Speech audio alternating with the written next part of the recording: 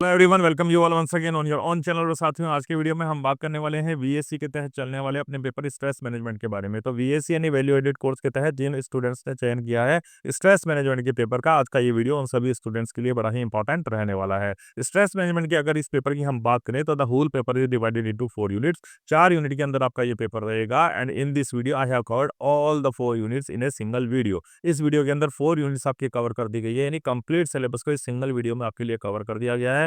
Unit wise और unit में भी टॉपिक वाइज हर एक चीज को डिटेल में डिस्कस किया गया है। तो एग्जाम में कहीं से भी क्वेश्चन आ जाता है, इस वीडियो को देखने के बाद you will be able to answer that question. ठीक है, आगे बढ़े उससे पहले यदि अभी तक आपने अपने इस चैनल एजुनेट्स विजडम को सब्सक्राइब नहीं किया है तो आप सभी से रिक्वेस्ट है अपने इस चैनल को सब्सक्राइब कर लें, क्योंकि जल्दी ही इस पेपर के क्वेश्चंस और आंसर्स का वीडियो भी आपके इस चैनल पर अपलोड कर दिया जाएगा। तो बेल आइकन को जरूर प्रेस कर लें ताकि आगे आने वाली वीडियो के नोटिफिकेशन आप तक पहुंचते रहे।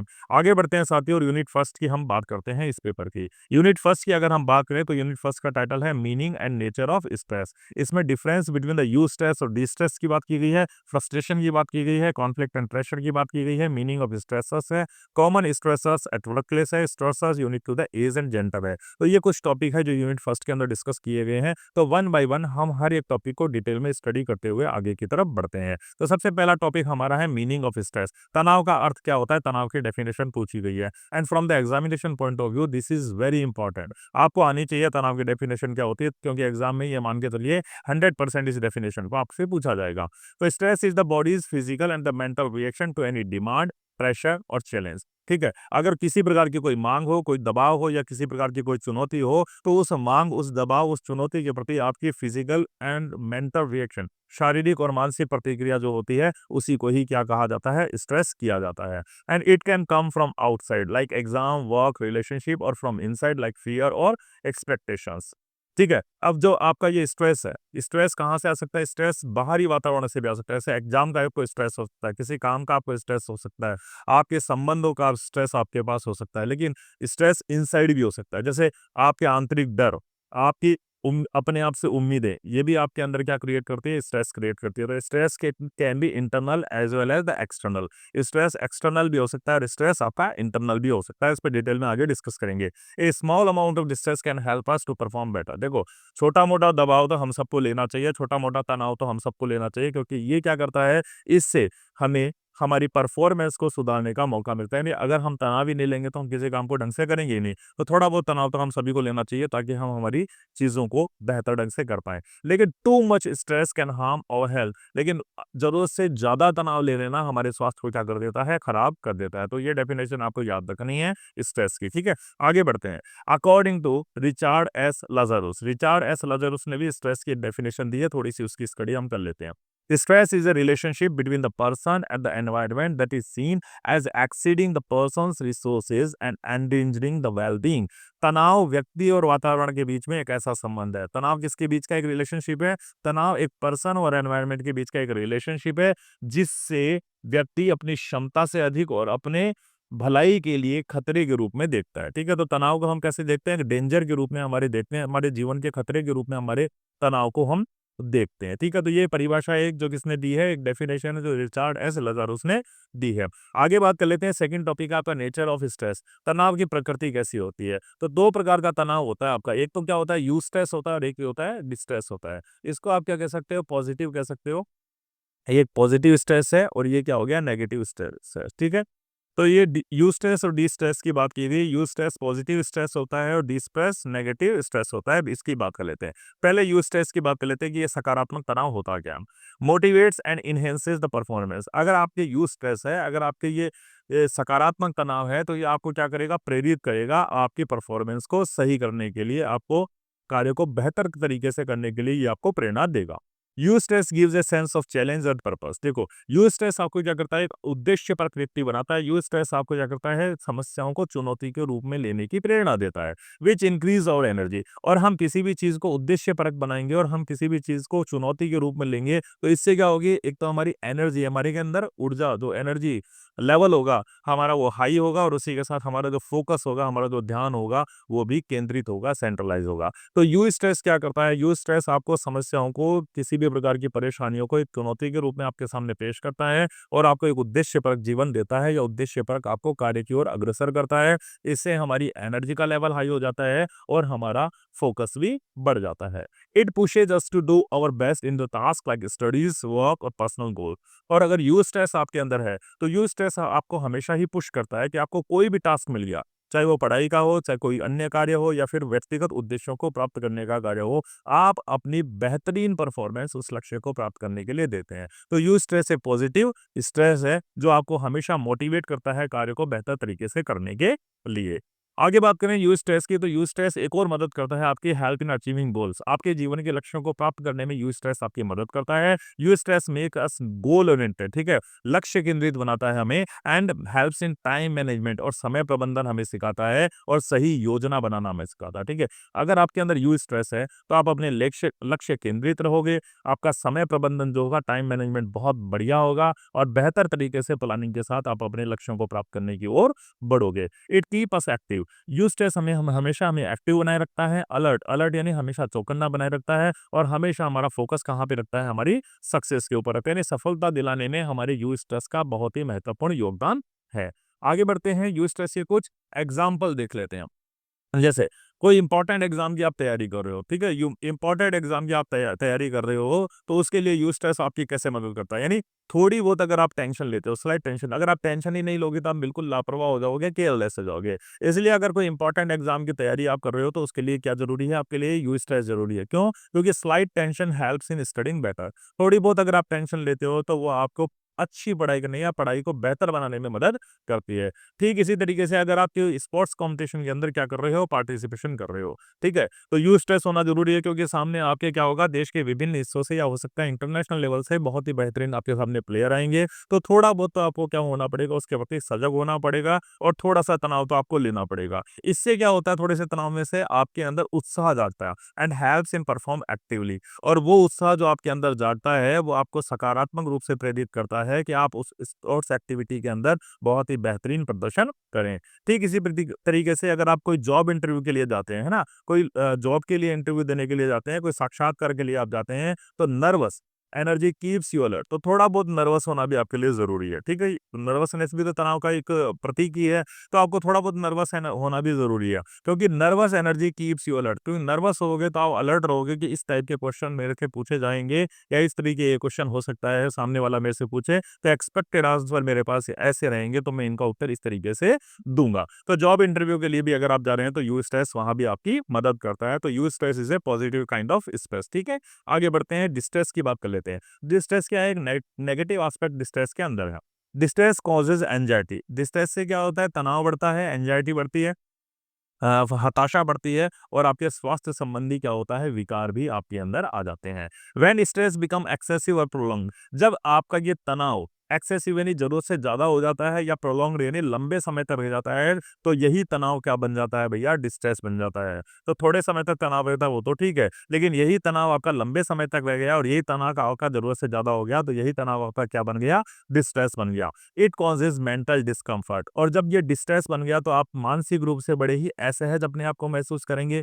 इरिटेबिलिटी यानी बड़ी ही अपना आपके अंदर चिड़चिड़ापन आ जाएगा और आपके शारीरिक समस्याएं भी हो जाएगी, जैसे आपको हेडेक महसूस होगा या फिर आपको अनिद्रा की बीमारी इसका सामना करना पड़ सकता है, यानी स्लीप डिसऑर्डर भी आपको हो सकता है। तो डी स्ट्रेस क्या करता है, distress negatively impact our body as well as our mind. ठीक है, आगे बढ़ते हैं। डिस्ट्रेस और क्या काम करता है, डिस्ट्रेस काम करता है रिड्यूस एफिशिएंसी, आपकी जो क्षमता है ना उसको बिल्कुल कम कर देता है, एंड फोकस, और आपके ध्यान को भी क्या कर देता है, ये बिल्कुल खत्म कर देता है, आपकी एकाग्रता को खत्म कर देता है। तो distress affects our ability to concentrate and make clear decision. Distress negatively effect करता है, नकारात्मक रूप से प्रभाव करता है किसकी, हमारी क्षमता को, ध्यान देने की हमारी क्षमता को, एकाग्रता की हमारी क्षमता को और सही निर्णय लेने की हमारी क्षमता को बाधित करने का काम कौन करता है, डिस्ट्रेस करता है। यानी आप निराश होगे ना तो निराश होगे तो ना तो आप किसी चीज़ पे कंसंट्रेट कर पाओगे और ना ही आप सही निर्णय ले पाओगे। इट रिड्यूसेस प्रोडक्टिविटी, ठीक है। डिस्ट्रेस क्या करता है? रिड्यूसेस प्रोडक्टिविटी, यानी उत्पादकता जो होती है आपके अंदर से, जो चीज़ें निकल कर के आनी चाहिए, क्रिएटिव चीज़ें, उनको रिड्यूस यानी बिल्कुल कम कर देता है, यानी आपकी कार्य क्षमता बिल्कुल घट जाती है and may lead to low confidence and burnout. और आत्मविश्वास की कमी हो जाने से क्या होता है? आपको थकान भी हो जाती है, आप फिजिकली बड़े टायर्ड अपने आप को महसूस करते हो और लैक ऑफ कॉन्फिडेंस आपके अंदर दिखाई देता है। आगे बढ़ते हैं, एग्जाम्पल देख लेते हैं कुछ डिस्ट्रेस के, कि डिस्ट्रेस के कौन कौन से एग्जाम्पल है, क्यों होता है डिस्ट्रेस। जॉब लॉस और फाइनेंशियल क्राइसिस, ठीक है। आपकी कोई नौकरी चली गई है या आप किसी आर्थिक संकट के हैं, तो लगातार आप चिंता बनाए रखते हैं या फिर आप टेंशन में रहते हैं, तो आपके अंदर डिस्ट्रेस घर बना लेता है, ठीक है। तो डिस्ट्रेस के एग्जांपल है, अगर आपकी जॉब लॉस है तो आपकी क्या हो गई? इकोनॉमिक इनस्टेबिलिटी में आप आ गए, आर्थिक संकट आपके ऊपर आ गया, तो लगातार आप चिंता करते रहेंगे, लगातार आपके दिमाग में टेंशन रहेगी और वही टेंशन आपके लिए किसको लेकर के आएगी? इस डिस्ट्रेस को लेकर के आएगी। ठीक इसी प्रकार से कोई फैमिली कॉन्फ्लिक्ट्स हैं या रिलेशनशिप ब्रेकडाउन हो गए, आपके रिश्ते कहीं किसी से टूट गए, या फिर आपके पारिवारिक कलह है या पारिवारिक आपके झगड़े हो रहे हैं, पारिवारिक विवाद हैं, तो क्या हो गया? आप इमोशनली डिस्टर्ब हो जाओगे, है ना? भावनात्मक रूप से आप इनस्टेबल हो जाओगे, भावनात्मक रूप से आप कमज़ोर हो जाओगे और भावनात्मक रूप से कमज़ोर हो जाने के कारण आपके पास क्या आएगा? ये फिर डिस्ट्रेस आएगा। ठीक इसी तरीके से अगर आप परीक्षा में असफल हो जाते हो, एकेडमिक फेलियर हो जाता है, आप अपनी परीक्षा को पास नहीं कर पाते हो, तो आपको ऐसा लगता है कि भैया कोई उम्मीद मेरे जीवन में बाकी नहीं है। आप अपने आप को डिमोटिवेट महसूस करते हो, आपका जो उत्साह है ना? अपने आप को आगे बढ़ाने की जो प्रेरणा है अंदर से आने वाली, वो प्रेरणा ब्रेकडाउन हो जाती है, वो खत्म हो जाती है और आपके अंदर क्या आ जाता है? डिस्ट्रेस आ जाता है। तो आपके अंदर डिस्ट्रेस इस तरीके से आ सकता है। ये कुछ डिस्ट्रेस के एग्जांपल्स आपको दिए गए हैं, ठीक है? आगे चलते हैं, अभी कंपैरेटिव स्टडीज की कर लेते हैं, तो फटाफट एक लाइन में आप समझ जाएँगे यूस्ट्रेस, डिस्ट्रेस क्या होता है। यूस्ट्रेस, डिस्ट्रेस के नेचर की अगर बात करें तो यूस्ट्रेस पॉजिटिव एंड बेनिफिशियल होता है, वहीं डिस्ट्रेस नेगेटिव और हार्मफुल होता है। इफेक्ट और परफॉर्मेंस की बात करें तो ये हमारे फोकस को, एनर्जी को और प्रोडक्टिविटी को बढ़ाता है, वहीं डिस्ट्रेस डिक्रीज करता है हमारे कंसंट्रेशन को और हमारी एफिशिएंसी को। मेंटल स्टेट्स की बात करें तो ये हमारी एक्साइटमेंट में क्रिएट करता है और हमें मोटिवेट करता है, कौन? यूस्ट्रेस। जबकि डिस्ट्रेस हमें एंजाइटी लाता है, फ्रस्ट्रेशन लाता है और डिप्रेशन हमारे अंदर लेकर के आता है।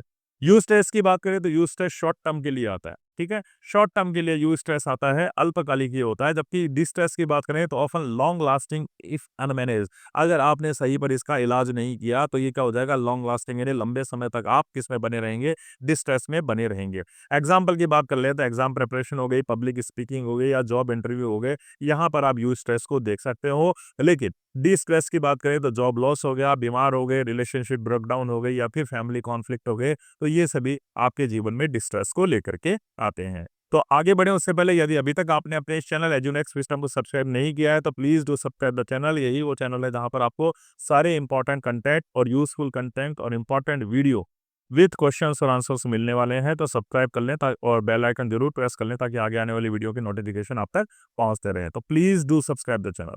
आगे बढ़े, तीसरा टॉपिक है हमारे फ्रस्ट्रेशन। ये फ्रस्ट्रेशन क्या होती है ना? हताशा क्या होती है? निराशा क्या होती है? Frustration occur when a person is blocked और prevented from reaching a desired goal और नीड। अगर आपको किसी चीज की आवश्यकता है, ठीक है, आपके मन ने एक डिज़ायर कर रखी है, भैया मेरे जीवन का ये लक्ष्य है, मेरे को इस चीज़ की परम आवश्यकता है। लेकिन आपके रास्ते में कोई ऐसी चीज़ आ जाती है जो आपको इन तक पहुँचने से ब्लॉक कर देती है या प्रिवेंट कर देती है, तो आप क्या हो जाते हैं? फ्रस्ट्रेट हो जाते हैं, ठीक है? तो frustration occur when a person is blocked और prevented from reaching a desired goal और नीड। आपने जो लक्ष्य बना रखा है और जो आवश्यकता आपके जीवन की है, अगर वो आवश्यकता आपको प्राप्त नहीं हो पा रही है, आप वहाँ तक नहीं पहुँच पा रहे हैं, किसी कारणवश आपको वो मार्ग अवरुद्ध हो रहा है, ब्लॉक हो रहा है, तो उसी को हम क्या कहते हैं? फ्रस्ट्रेशन कहते हैं। इट क्रिएट्स इमोशनल टेंशन, ठीक है।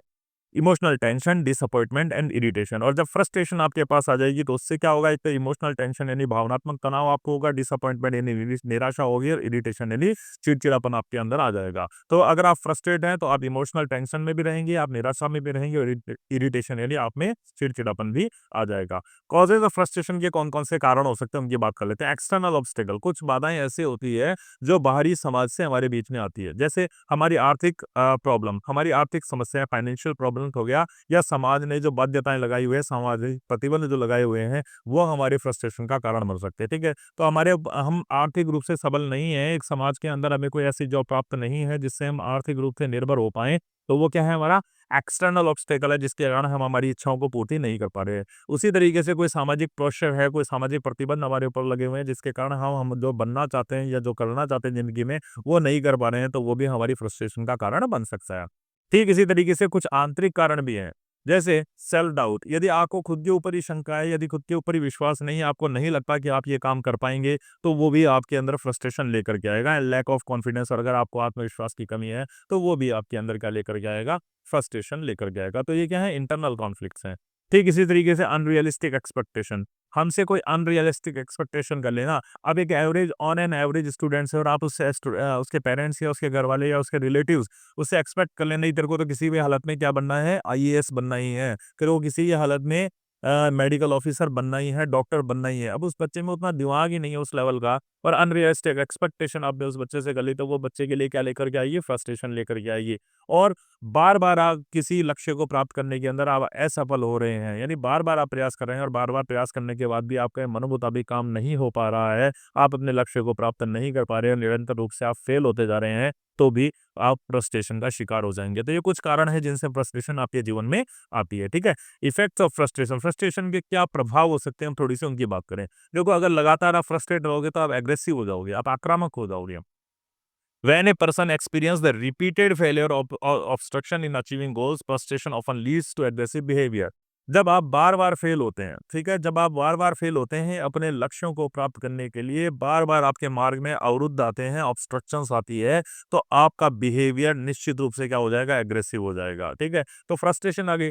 आप अपने लक्ष्यों को प्राप्त करने की बार-बार कोशिश कर रहे हैं, लेकिन बार-बार जितनी बार आप प्रयास करते हैं, उतनी ही बार आप किस चीज़ का अनुभव करते हैं? आप रिपीटेड फेलियर, यानी बार-बार आप असफल होते हैं, बार-बार आपका मार्ग अवरुद्ध हो जाता है, सफलता आपको मिलती नहीं है, तो आप फ्रस्ट्रेट हो जाते हैं, और फ्रस्ट्रेट होने से आपका जो व्यवहार है वो कैसा हो जाता है? आक्रामक हो जाता है। दिस एग्रेशन में कम आउट ऑफ शाउटिंग, इस एग्रेशन में आप क्या करते हो? जब आप आक्रामक हो जाते हो तो आप दूसरों में या तो चिल्लाते हो, ब्लेमिंग अदर्स, या दोषारोपण, दूसरों पे दोष लगाते हो, और इवन फिजिकल वायलेंस, और कभी-कभी तो ऐसा भी होता है कि आप दूसरों से हाथापाई को उतर जाते हो, यानी हिंसक भी हो जाते हो।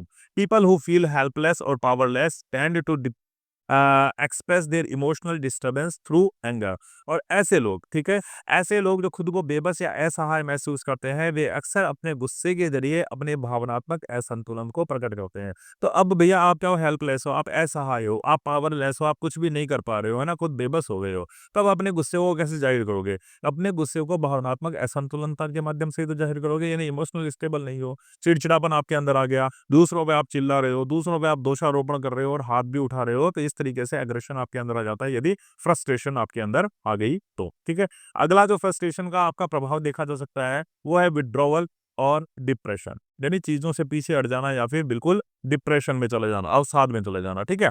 सम individual respond to frustration by withdrawing from their surroundings, ठीक है? कुछ लोग ऐसे होते हैं जो निराश हो जाते हैं ना, तो अपने आस-पास के लोगों से ही वो दूर हो जाते हैं ना, ये तो सबसे बुरी बात है कि आप जब निराश हो जाते हो ना, तो कुछ लोगों की आदत है कि अपने आस-पास के जितने भी लोग हैं, आस-पास का जो भी वातावरण है, उन सब से वो कट जाते हैं और परे ही एकाकीपन में जीवन को जीते हैं। दे बिकेम क्वाइट, वो बिल्कुल शांत हो जाते हैं, सोशली आइसोलेटेड, सामाजिक रूप से अपने आप को अलगाव रख लेते हैं, यानी लोगों से दूर हो जाते हैं, loss interest in daily life, और जीवन में उनका किसी भी प्रकार की कोई भी रुचि नहीं होती, नहीं, जीवन से वो बिल्कुल बेरुखे हो जाते हैं, जीवन से वो बिल्कुल हताश हो चुके होते हैं। इन सीवियर केसेस, और अगर ये स्थिति बढ़ जाती है ना, अवसाद आपके ऊपर बहुत ज़्यादा हावी हो गया, फ्रस्ट्रेशन बहुत ज़्यादा हावी हो गया, तो it can lead to depression, तो ये फ्रस्ट्रेशन डिप्रेशन में तब्दील हो जाता है, निराशा में तब्दील हो जाता है, when the person feel hopeless, और तब आपको क्या लगता है? असहाय लगता है, अनमोटिवेटेड लगता है, आप किसी भी प्रकार से अपने आप को क्या महसूस करते हैं? उदासीन महसूस करते हैं, एंड इमोशनली नम्ब, और भावनात्मक रूप से आप बिल्कुल शिथिल हो जाते हैं, यानी किसी प्रकार का कोई लाग लगाव नहीं, किसी से कोई संबंध नहीं, जीवन में आपको कोई उम्मीद नहीं रहती, कोई एक्साइटमेंट नहीं रहता, और आपको ये लगता है कि ये जीवन आपका बेकार है और खत्म हो गया है, ठीक है? नेक्स्ट जो आप फ्रस्ट्रेशन का प्रभाव देखते हो, वो देखते हो displacement, redirecting anger to the another person और ऑब्जेक्ट। आप अपना गुस्सा किसी और पर निकालते हो ना, गुस्सा तो किसी और चीज का है, लेकिन आप निकालते किसी और चीज पर हो। Displacement is the defence mechanism, displacement एक प्रकार से क्या है? डिफेंस मैकेनिज्म है, यानी आप खुद की सुरक्षा करने के लिए दूसरों पे दोषारोपण करते हुए गुस्सा निकालते हो, है ना? तो displacement is the defence mechanism where a person redirects their frustration toward safer और the unrelated person object instead of the actual sources. देखो अब ये क्या हुआ, डिस्प्लेसमेंट किस चीज को कह सकते हो, डिस्प्लेसमेंट एक ऐसा मानसिक सुरक्षा का उपाय है जिसमें व्यक्ति अपने गुस्से को असली कारण की बजाय किसी और व्यक्ति या वस्तु पर निकालता है। इसका एग्जाम्पल आप दे सकते हो कि कोई कर्मचारी जो अपने बॉस से नाराज हो, वो घर आकर के अपने परिवार पर या पालतू जानवर पर अपना गुस्सा निकालता है, तो ये डिस्प्लेसमेंट यानी उसकी फ्रस्ट्रेशन है, क्योंकि ऑफिस में अपना गुस्सा निकाल नहीं पा रहा है तो अपना गुस्सा वो घर आकर के निकाल रहा है। ठीक है, लोग कहते हैं ना भैया ऑफिस का काम घर पर मत लेकर के आओ, ऑफिस के झगड़े घर पर मत लेके आओ, या परिवार के झगड़े ऑफिस में मत लेकर के जाओ। क्यों? क्योंकि ये फ्रस्ट्रेशन लेकर के आता है और वहां जाकर के आप घर का गुस्सा किसी और पर निकालते हो, या ऑफिस का गुस्सा घर वालों पर आकर के निकालते हो, घर वालों पर चिल्लाते हो, तो ये भी फ्रस्ट्रेशन के कारण होता है।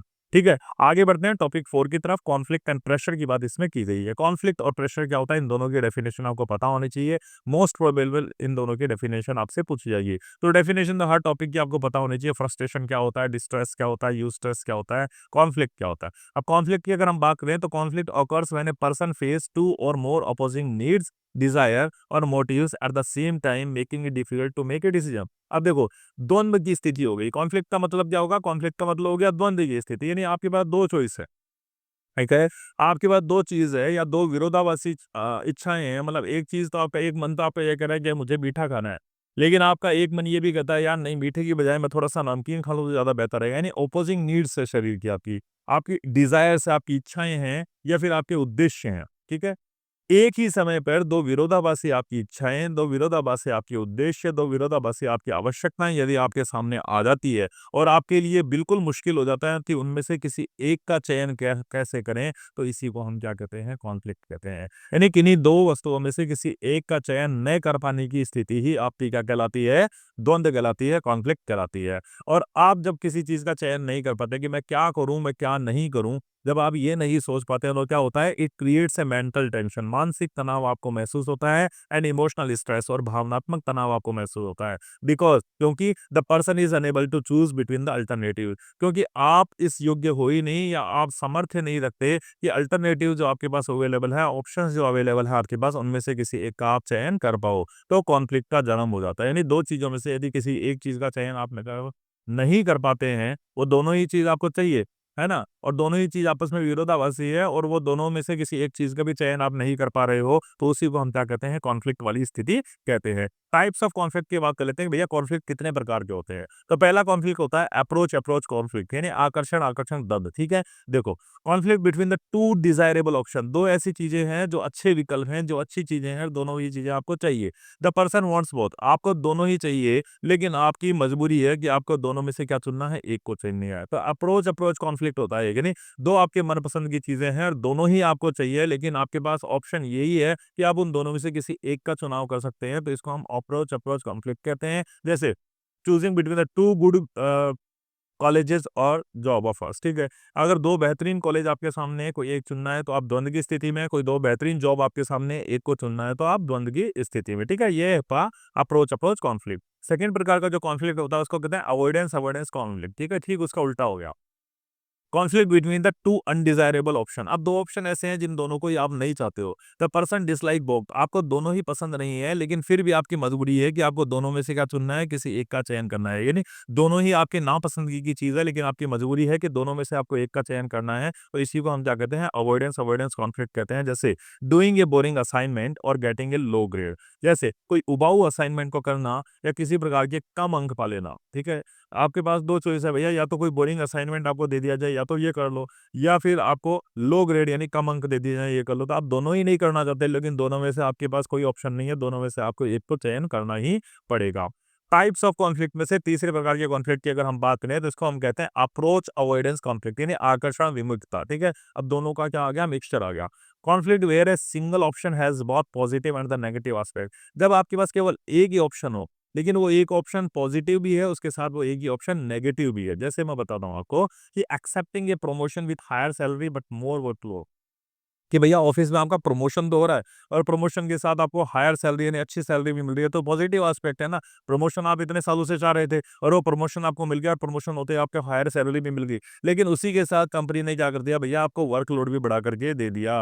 तो ये तो आपका क्या था, ये तो आपका अप्रोच था, ये तो आपका आकर्षण था, ये तो आपका अट्रैक्शन था, जो आप करना चाहते थे, जो आप पाना चाहते थे। लेकिन उसके साथ में आपको एक दूसरी चीज भी मिली, और दूसरी चीज क्या मिली, जिसको आप अवॉइड करना चाहते थे, अवॉइड रखना चाहते थे, तो इसको हम कहते हैं अप्रोच अवॉइडेंस कॉन्फ्लिक्ट। ठीक है, आगे बढ़ते हैं। इफेक्ट्स ऑफ कॉन्फ्लिक्ट, कॉन्फ्लिक्ट के क्या क्या प्रभाव हो सकते हैं। कॉन्फ्लिक्ट आपके लिए क्या लेकर के आता है, मेंटल स्ट्रेस एंड कंफ्यूजन, यानी मानसिक तनाव और उलझन आपके लिए लेकर के आता है। कॉन्फ्लिक्ट डिलेड डिसीजन मेकिंग, निर्णय लेने में देरी करा देता है। कॉन्फ्लिक्ट फ्रस्ट्रेशन, यानी निराशा लेकर के आता है, फ्रस्ट्रेशन और regret after choosing one option. एक ऑप्शन चयन करने के बाद आपके निश्चित रूप से क्या आएगी, फ्रस्ट्रेशन आएगी या फिर पश्चाताप आएगा, दोनों में से, क्योंकि आप दोनों चाह रहे थे या दोनों दोनों ही नहीं चाह रहे थे, है ना। तो फ्रस्ट्रेशन और रिग्रेट भी लेकर के आता है एक ऑप्शन चुनने के बाद में, कौन, conflict. Decline in focus and efficiency, और कॉन्फ्लिक्ट क्या करता है, आपके ध्यान और कार्य क्षमता को कमजोर कर देता है, कम कर देता है। ठीक है, आगे चलते हैं। प्रेशर, कॉन्फ्लिक्ट हो गया, कॉन्फ्लिक्ट के बाद जो अगला टॉपिक आपका प्रेशर। अब ये प्रेशर क्या होता है आप समझो, दबाव क्या होता है। Pressure is the psychological force और influence that arises when a person feels forced to meet expectation, standards और डिमांड्स फ्रॉम द अदर्स और फ्रॉम विद हिम। ठीक है, अब देखो प्रेशर आपके पास दो तरीके से आ सकता है, या तो दूसरे लोगों से आ सकता है या आपके अंदर से आ सकता है। ठीक है, ये प्रेशर क्या होगा, ये दबाव एक ऐसी मानसिक स्थिति होती है जो तब उत्पन्न होती है जब व्यक्ति को यह महसूस होता है कि उसे दूसरों की अपेक्षाओं के मानकों या मांगों को पूरा करना ही होगा। ठीक है, यानी दूसरे लोग आपसे क्या चाहते हैं, दूसरे लोगों की आपसे क्या एक्सपेक्टेशन है, कौन से स्टैंडर्ड पे आपसे काम करवाना चाहते हैं, या उनकी आपसे किस प्रकार की डिमांड है। तो ये डिमांड जब आपके दिमाग पर हावी हो जाती है ना, कि दूसरे लोग मेरे से क्या करवाना चाहते हैं, तो आप एक मेंटली रूप से किसमें आ जाते हो, दबाव में आ जाते हो, और उसी को हम क्या कहते हैं, प्रेशर कहते हैं। ठीक है, अब आप खुद भी आ सकते हो, खुद भी दबाव ले सकते हो, और दबाव किसी बाहरी व्यक्ति के कारण भी आपके अंदर आ सकता है। It can come from family, आपके परिवार से भी दबाव आप पे आ सकता है, क्योंकि फैमिली एक्सपेक्टेशन आपसे बहुत ज़्यादा बढ़ जाए कि तुम्हें बेटा आईएएस बनना है, आरएएस बनना है, तो एक प्रेशर आपके ऊपर क्रिएट हो गया। समाज से भी दबाव आ सकता है कि भैया समाज में मेरी उम्र के लड़के जो हैं अच्छी जॉब पा रहे हैं, लेकिन क्या पता मुझे मिलेगी कि नहीं मिलेगी, है ना। वर्क प्लेस, आप जिस कार्य क्षेत्र में काम कर रहे हैं वहां से भी आपके अंदर दबाव आ सकता है। एंड सेल्फ इम्पोज्ड गोल, और कई बार ऐसा भी होता है कि आप खुद की आकांक्षाएं इतनी हैवी कर लेते हो कि आप वहां तक पहुंच पाने को बड़ा कठिन समझते हो, तो वो भी आपके लिए क्या क्रिएट करता है, प्रेशर क्रिएट करता है। आगे चलते हैं, टाइप्स ऑफ प्रेशर की बात कर लेते हैं, कितने टाइप का प्रेशर होता है। देखो सबसे पहले सोशल प्रेशर, यानी सामाजिक दबाव। प्रेशर और behave to perform as per the social norms at the ratio, सामाजिक परंपराओं और सामाजिक नियम कायदे कानून के अनुसार परफॉर्म करना ही सामाजिक दबाव होता है, यानी समाज के कारण। जैसे ड्रेसिंग, आपको कैसे कपड़े पहनने हैं, आपको कैसे बोलना है, एक समाज के अकॉर्डिंग वो आपके लिए दबाव क्रिएट आपके ऊपर करता है। यानी समाज में आपका बिहेव कैसा होगा, बड़ों से कैसे बात करोगे, छोटों से कैसे बात करोगे, बराबर वालों से कैसे बात करोगे, कौन से एटिकेट्स आपको फॉलो करने हैं, तो ये सोशल प्रेशर है, ये सामाजिक दबाव है, ये नहीं सामाजिक परंपराओं के अकॉर्डिंग बर्ताव करना is called the social pressure. दूसरा आता है पीयर प्रेशर, नहीं साथियों का दबाव। Pressure from the friends and the classmates to what to the group does. ठीक है, दोस्तों या साथियों द्वारा किसी काम को करने के लिए प्रेरित या मजबूर करना। आपके सारे साथी कोई काम कर रहे हैं, आपके सारे क्लासमेट्स कोई काम कर रहे हैं, वो एक ग्रुप बन गया और उस ग्रुप में आप भी हो, तो निश्चित रूप से आपको भी वो काम करना पड़ेगा, तो एक प्रेशर आपके पास वो भी बन गया। जैसे ट्राइंग स्मोकिंग और cheating in exam just to belong.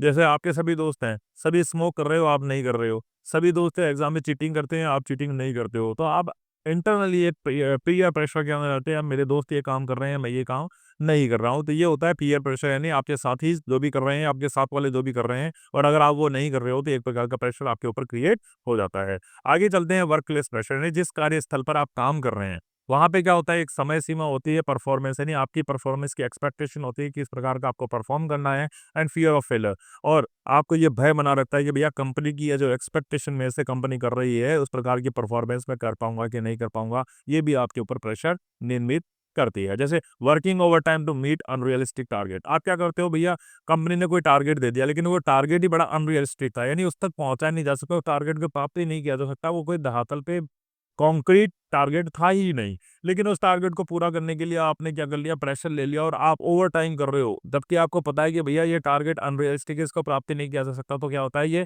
Work place pressure होता है, जिसके कारण से आपको ओवर टाइम करने को मजबूर हो गए। फिर एक आता है इंटरनल प्रेशर, यानी आंतरिक दबाव। Pressure a person puts on themselves, कई बार ऐसा होता है कि हम खुद के ऊपर दबाव डाल देते हैं, कर क्यों? कि हमें भैया परफेक्ट बनना है, हमें सक्सेसफुल यानी सफल होना है। इस कारण से हम क्या कर देते हैं, ज़रूरत से ज़्यादा अपने आप के ऊपर दबाव डाल लेते हैं। जैसे सेटिंग इम्पॉसिबल गोल, हम हमारे लिए एक ऐसे गोल बना लेते हैं जो हमारे लिए इम्पॉसिबल, हमें पता है कि दिन के 24 घंटे में से हमारा 16 घंटे का टाइम बहुत ज़्यादा बिज़ी है और कम से कम 8 घंटे का टाइम तो हमें सोने के लिए चाहिए। लेकिन फिर भी हम उस दौरान गले कि यार 4 घंटे का समय तो मैं इस पर्टिकुलर एग्ज़ाम की तैयारी करने के लिए निकालूँगा ही निकालूँगा। भैया निकालोगे कैसे आप? 8 घंटे आप कॉलेज में चले गए, वहाँ पे बिज़ी हो गए, 4 घंटे आप ये कोचिंग में चले गए, वहाँ पे बिज़ी हो गए, बाकी बचे 4 घंटे में आप नहाओगे, धोओगे, खाओगे, पियोगे भी। अब आपने एक अनरियलिस्टिक सी चीज़ पाल ली अपने दिमाग के अंदर, भैया 4 घंटे तो किसी भी हालत में मुझे इस पर्टिकुलर चीज़ के लिए या पर्टिकुलर एक्टिविटी के निकालना है, तो वो एक इम्पॉसिबल सा गोल आपके लिए हो गया, है ना? और फिर आपको क्या होगा, जब नहीं निकलेगा तो आपको गिल्टी फ़ील होगी, है ना? शर्म फ़ील होगी, जब आप इसमें फ़ेल हो जाएँगे, तो ये भी क्या होगा, इंटरनल प्रेशर हो गया, जिसके कारण आप बड़े प्रेशर के अंदर महसूस करते हैं। अब प्रेशर के कौन-कौन से इफ़ेक्ट हो सकते हैं, थोड़ी-सी उसकी बात कर लेते हैं कि दबाव कौन-कौन सी चीज़ें आपके लिए लेकर के आता है, क्या प्रभाव दबाव के हो सकते हैं। स्ट्रेस, एंग्जायटी एंड बर्नआउट, ठीक है? तनाव लेकर के आता है, दबाव आपके ऊपर सबसे पहले स्ट्रेस लेकर के आता है, चिंता लेकर के आता है, बर्नड आउट यानी थकान, टायर्डनेस आपके लिए लेकर के आता है।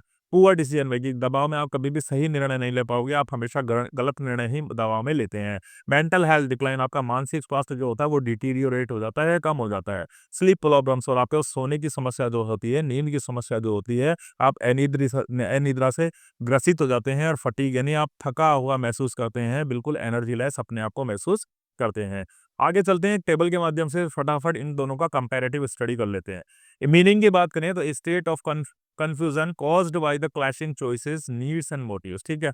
द्वंद्व तो क्या हो गया भैया, clashing of choices, needs and motives, आपकी कोई चॉइस है, आपकी कोई नीड्स है और आपके कोई उद्देश्य है, और उन उद्देश्यों में से आपको किसको चुनना है, जब आपके सामने ये समस्या खड़ी हो जाती है, तो उसी को हम क्या कहते हैं, कॉन्फ्लिक्ट कहते हैं। जबकि प्रेशर क्या होता है, pressure is a psychological force, एक मानसिक दबाव है ये, felt due to the expectation और डिमांड्स फ्रॉम द अदर्स और सेल्फ, या तो दूसरों से या स्वयं के अंदर से डिमांड के कारण आपके ऊपर एक क्या होता है, मानसिक दबाव क्रिएट होता है, उसी को हम क्या कहते हैं, प्रेशर कहते हैं। कॉज, कारण क्या होता है, कारण ये होता है cause by the internal decision making dilemmas, ठीक है? निर्णय लेने की दुविधा हो सकती है, कोई विरोधाभास से उत्पन्न हो सकता है, कौन सा कॉन्फ्लिक्ट आपका, जबकि बाहरी या सामाजिक मांगों से उत्पन्न होता है आपका प्रेशर, ठीक है? इफेक्ट, प्रभाव की बात कर ले तो लीड्स टू इनडिसाइसिवनेस यानी निर्णय लेने में कठिनाई होती है, एंजाइटी, आप चिंता में महसूस करते हैं अपने आप को, और फ्रस्ट्रेशन, आपके अंदर कुंठा या निराशा होती है। जबकि प्रेशर में आप होते हैं तो आप तनाव में महसूस करते हैं, आप एंजाइटी में अपने आप को महसूस करते हैं, और आपके ऊपर क्या आता है, परफॉर्मेंस का प्रेशर रहता है कि मेरे को बेहतर प्रदर्शन करना ही करना है। फोकस की बात करते हैं तो conflict is about what to choose, conflict ये कहता है कि भैया किस चीज का चुनाव करें, जबकि प्रेशर ये कहता है कि भैया ये काम तो करना ही आपको होगा। एग्जाम्पल की बात करें कि दो करियर विकल्पों में से दोनों ही बेहतर करियर विकल्प है आपके पास, और उनमें से एक का चयन करना, ये क्या है, कॉन्फ्लिक्ट। और करियर और परिवार दोनों में सफल होने का दबाव महसूस करना, इसी को क्या कहते हैं, हम प्रेशर कहते हैं। आगे चलते हैं स्ट्रेसर की ओर। स्ट्रेसर की अगर हम बात करें तो स्ट्रेसर क्या होता है, स्ट्रेसर का मीनिंग और टाइप्स ऑफ स्ट्रेसर की बात की गई है। A stressor is any event, situation और stimulus that causes stress in an individual. अब देखो स्ट्रेसर क्या होता है, तनाव कारक। स्ट्रेसर किसको कहते हैं, जिसके कारण से आपके अंदर तनाव उत्पन्न हुआ है। तो ये तनाव कारक कोई इवेंट यानी घटना भी हो सकती है, कोई परिस्थिति भी हो सकती है, या कोई ऐसा उत्तेजक भी हो सकता है that causes stress in an individual, जो किसी व्यक्ति के अंदर तनाव पैदा करता है, ठीक है? तो वो कोई भी ऐसी चीज, वो कोई भी ऐसी घटना, वो कोई भी ऐसी परिस्थिति, वो कोई भी ऐसा उत्तेजक जो आपके अंदर तनाव पैदा करता है, उसी को हम क्या कहते हैं, स्ट्रेसर कहते हैं। इट इज द ट्रिगर और the source that disturb a personal physical and the mental balance and leads to a stress response. अब देखो ये क्या होता है, ये तनाव की शुरुआत करने वाला कारण होता है। स्ट्रेसर क्या होता है, स्ट्रेसर तनाव की शुरुआत करने वाला कारण होता है, जो व्यक्ति की मानसिक या शारीरिक स्थिरता को बिगाड़ देता है ना। स्ट्रेसर ही आपके मेंटल और फिजिकल बैलेंस को क्या कर देता है, स्टेबिलिटी को खराब कर देता है, ठीक है? तो स्ट्रेसर की डेफिनेशन याद रखनी है। कार्यस्थल पर दबाव की बात कर लेते हैं। कार्यस्थल पर सामान्य तनाव कारक, ठीक है? Common stressor at the work place. अब एक वर्क प्लेस प्रेशर होता है, जैसे मैंने अभी आपको सामने बात करी थी, जैसे एक्सेसिव वर्क, बहुत ज्यादा work, unrealistic deadlines, multitasking cause physical and mental fatigue, ठीक है? अब एक एक्सेसिव वर्क, जरूरत से ज्यादा काम, अनरियलिस्टिक डेडलाइन, एक ऐसा अव्यवहारिक समय सीमा कि उसके अंदर कार्य होना इम्पॉसिबल सा हो। मल्टीटास्किंग, जरूरत से ज्यादा कई काम एक साथ करना, आपके अंदर फिजिकल यानी शारीरिक और मानसिक थकावट लेकर के आते हैं, ठीक है? तो वर्क प्लेस स्ट्रेसर क्या करते हैं, आपके लिए मानसिक थकावट लेकर के आते हैं। दूसरा है रोल एम्बिग्युइटी, भूमिका में अस्पष्टता। When employees are unclear about their responsibility it leads to confusion and stress. देखो जब किसी कर्मचारी को ये पता ही नहीं है कि भैया मेरी ज़िम्मेदारियाँ क्या हैं, मेरे को इस कंपनी में क्या काम करना है, पर्टिकुलर जॉब में रहते हुए मेरी क्या ज़िम्मेदारी होनी चाहिए। तो इससे वो कर्मचारी कन्फ्यूज़ महसूस करता है और अपने आप को तनाव में महसूस करता है। तो कार्यस्थल पर ये कॉमन स्ट्रेसर्स हैं आपके लिए। नेक्स्ट है लैक ऑफ कंट्रोल, नियंत्रण में कमी। Feeling powerless in decision making और टास्क मैनेजमेंट इंक्रीज फ्रस्ट्रेशन। कार्यों पर नियंत्रण या निर्णय लेने की स्वतंत्रता न होने से कुंठा यानी फ्रस्ट्रेशन आपकी बढ़ जाती है, क्योंकि वर्क प्लेस पे आप कोई निर्णय नहीं कर पा रहे हो, है ना। तो निर्णय नहीं कर पा रहे हो या फ्रीडम नहीं है आपको निर्णय करने की, तो इससे क्या होता है आपके अंदर फ्रस्ट्रेशन घर कर जाती है। इसी तरीके से पुअर वर्क एनवायरनमेंट, ठीक है, किसी कार्यस्थल पर अगर आपका वातावरण ढंग का नहीं है, काम करने का माहौल सही नहीं है, तो वो भी आपके लिए तनाव लेकर के आता है। जैसे नॉइज है, बहुत शोर शराबा है, लाइटिंग सही नहीं है, ज़रूरत से ज़्यादा भीड़-भाड़ है, अनकंफर्टेबल आपकी सीट है, तो इससे आपको डिस्कम्फर्ट महसूस होता है और आपके तनाव आता है। जॉब इनसिक्योरिटी, अगर आपको जॉब की कोई किसी प्रकार की सुरक्षा नहीं है, तो भी आपके लिए क्या आएगा, स्ट्रेस लेकर के वो आएगी। जैसे fear of losing the job और the lack of promotion opportunities creates the anxiety and constant worry. नौकरी छूटने का डर होता है या पदोन्नति के अवसरों में कमी की चिंता और अस्थिरता को बढ़ा देती है, ठीक है। इसी तरीके से क्या होता है, इंटरपर्सनल कॉन्फ्लिक्ट्स भी होता है।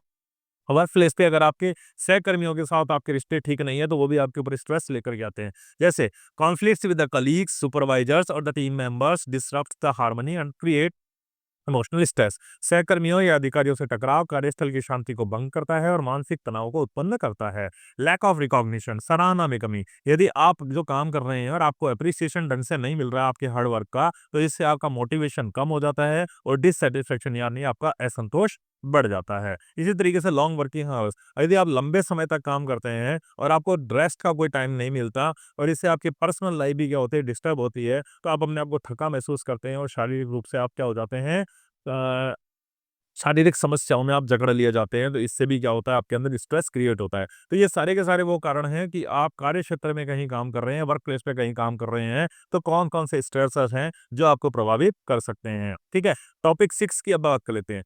टॉपिक 6 की अगर हम बात करें, तो टॉपिक 6 के अंदर क्या बात की गई है, stressor unique to the gender and age. लिंग और आयु के अनुसार विशिष्ट तनाव कारक, जेंडर स्पेसिफिक स्ट्रेसर, ठीक है? अब देखो 3 प्रकार के स्ट्रेसर बताएँगे आपको।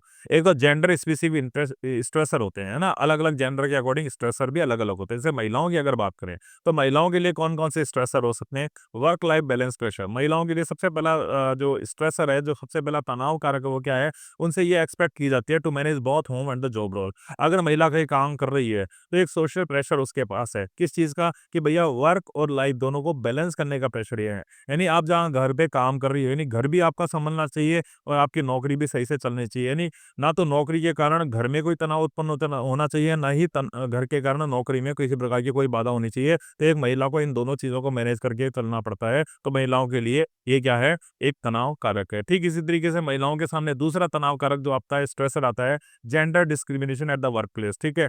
अब महिलाएँ कहीं पर काम कर रही है, तो उनके साथ अगर जेंडर डिस्क्रिमिनेशन होता है, जैसे अनइक्वल पे, पुरुषों को एक ही काम की ये महिला और पुरुष सेम काम कर रहे हैं, लेकिन पुरुष को ज़्यादा तनख्वाह मिल रही है, उसकी सैलरी मिल रही है और महिला को उस काम की कम सैलरी मिल रही है, तो ये उनके साथ डिस्क्रिमिनेशन होता है। लिमिटेड प्रमोशंस, पुरुष का प्रमोशन जल्दी हो जाता है या पुरुष को हायर जॉब ऑफर कर दी जाती है, लेकिन महिलाओं के पास लिमिटेड प्रमोशंस की फैसिलिटी उनको अवेलेबल करना कराना या अपॉर्चुनिटी अवेलेबल करवाना, ये उनके साथ gender discrimination at the workplace आपको दिखाई देगी।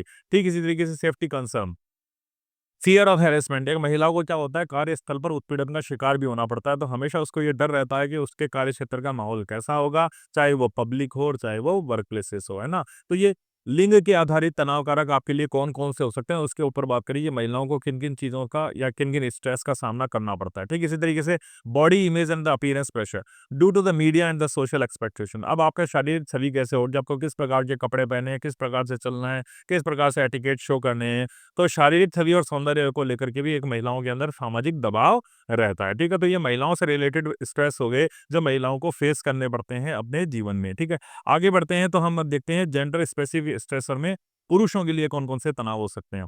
प्रेशर टू बी प्रोवाइडर, अब देखो, हमेशा से ही पुरुष की एक ज़िम्मेदारी रही है कि भैया घर का खर्चा तेरे को चलाना है, परिवार का पालन-पोषण तेरे को करना है। तो कमाने और परिवार का पालन-पोषण करने की सामाजिक अपेक्षा एक पुरुष पे क्या करती है, स्ट्रेस डालती है, दबाव डालती है, तनाव डालती है। इमोशनल सप्रेशन, भावनाओं को दबाने की सामाजिक अपेक्षा। हर बार ये कहा जाता है कि भैया मर्द को दर्द नहीं होता, ठीक है? Discourage the emotional expression. तो भैया ये सोच के, ये जो मर्द है, एक पुरुष है, कभी भी वो रो नहीं सकता, कभी भी अपनी भावनाओं को अभिव्यक्त नहीं कर पाता है। तो ये भी एक उसके ऊपर प्रेशर है, ये भी एक उसके ऊपर स्ट्रेस है, जो समाज के थ्रू उसके ऊपर क्रिएट होता है। ठीक इसी तरीके से फ़ियर ऑफ करियर फेलियर, एक पुरुष के लिए समाज में ये अपेक्षा की जाती है कि वो एक अच्छे ओहदे को प्राप्त करे, एक अच्छी जॉब को प्राप्त करे और समाज में एक अच्छा सम्मानपूर्वक पद उसको प्राप्त हो। लेकिन अगर उसको ये प्राप्त नहीं हुआ, अगर वो करियर में फेल्योर हो गया, तो उसके ऊपर सोशल प्रेशर क्रिएट होता है, स्ट्रेस क्रिएट होता है। Strong link between identity and success, असफलता का डर होता है, उसकी पहचान का संबंध सफलता से होता है। अगर वो सफल नहीं हुआ तो समाज में उसकी पहचान नहीं मिलेगी, अगर वो असफल हो गया तो समाज उसको ओछी नज़रों से या नीची नज़रों से ही देखेगा। तो ये पुरुषों के लिए कुछ सामाजिक अ स्ट्रेस हैं जो आपको दिखाई देंगे। ठीक इसी तरीके से क्या होता है, एज स्पेसिफिक स्ट्रेसर की बात कर लेते हैं। तो जेंडर स्पेसिफिक स्ट्रेसर हमने देख लिए। अब एज स्पेसिफिक स्ट्रेसर भी होते हैं, है ना? जैसे बच्चों की अगर बात करें तो बच्चों के अंदर भी कुछ चीज़ें होती हैं जो बच्चों के लिए तनाव लेकर के आती है। जैसे एकेडमिक प्रेशर, पढ़ाई-लिखाई का प्रेशर होता है बच्चे के लिए। परीक्षा में कितने अंक आएँगे, माता-पिता की एक्सपेक्टेशन बच्चे से क्या रहती है, ये सब के सब क्या स्ट्रेस है, जो बच्चे के लिए आता है। ठीक इसी तरीके से बुलिंग और द पीयर प्रेशर, साथियों द्वारा क्या क्या करा जाता है, बच्चे को चिढ़ाया जाता है ना? साथियों द्वारा ताना मारा जाता है, साथियों द्वारा प्रेशर डाला जाता है। तो ये क्या होता है, बच्चे के लिए तनाव है। यानी अपने साथियों का या स्कूल के बच्चे अगर किसी बच्चे के साथ बर्ताव अच्छा नहीं कर रहे हैं, उसको आइसोलेशन में रख रहे हैं या उसके ऊपर तंज कस रहे हैं, ताने मार रहे हैं, तो बच्चे के बेचारे तनाव में है, बच्चा स्ट्रेस में है। लैक ऑफ प्ले और फ्री टाइम, आजकल बच्चे बहुत ज़्यादा बिज़ी हो गए हैं। बच्चे सुबह से लेकर के शाम तक स्कूल के अंदर बिज़ी, शाम को आकर के होमवर्क में बिज़ी। तो बच्चों के लिए कहीं खेलने का टाइम नहीं है, प्लेइंग एरिया नहीं है, फ्री टाइम ही नहीं है। तो सही समय से खेलने का सही समय नहीं मिल पाना, फिज़िकल एक्टिविटी नहीं हो पाना, ये भी बच्चों के लिए, बेचारों के लिए क्या लेकर के आता है? स्ट्रेस लेकर के आता है। ठीक इसी तरीके से साथियों, अगर हम बात करें तो किसकी, एडोलसेंस यानी किशोरों के अंदर कौन-कौन से आपके तनाव हो सकते हो? करियर कन्फ्यूजन, अब देखो आप थोड़े बड़े होते हैं, पढ़ाई पूरी हो गई आपकी और आप क्या बन गए? यंग एडल्ट बन गए। यंग एडल्ट बन गए तो भैया करियर कन्फ्यूजन, करियर को लेकर के आपके अंदर भ्रम की स्थिति है और सामने जो आपको प्रतिस्पर्धा यानी कॉम्पिटिशन दिखाई दे रहा है, वो भी आपके अंदर स्ट्रेस लेकर के आएगा। आइडेंटिटी क्राइसिस, आप बड़े हो गए, समाज में युवा हो गए, तो आपके सामने सबसे बड़ी चीज़ क्या है? आपको अपनी एक अलग पहचान बनानी है और उस परिवार में सॉरी उस समाज में आपको अपनी एक पहचान बनानी है और आप अपने आप से सवाल करते हो कि भैया मैं हूँ कौन and what do I want to become, मैं क्या बनना चाहता हूँ, और इसी को पूरा करने के लिए आप प्रयास करना शुरू कर देते हो, तो ये भी आपके लिए एक तनाव है।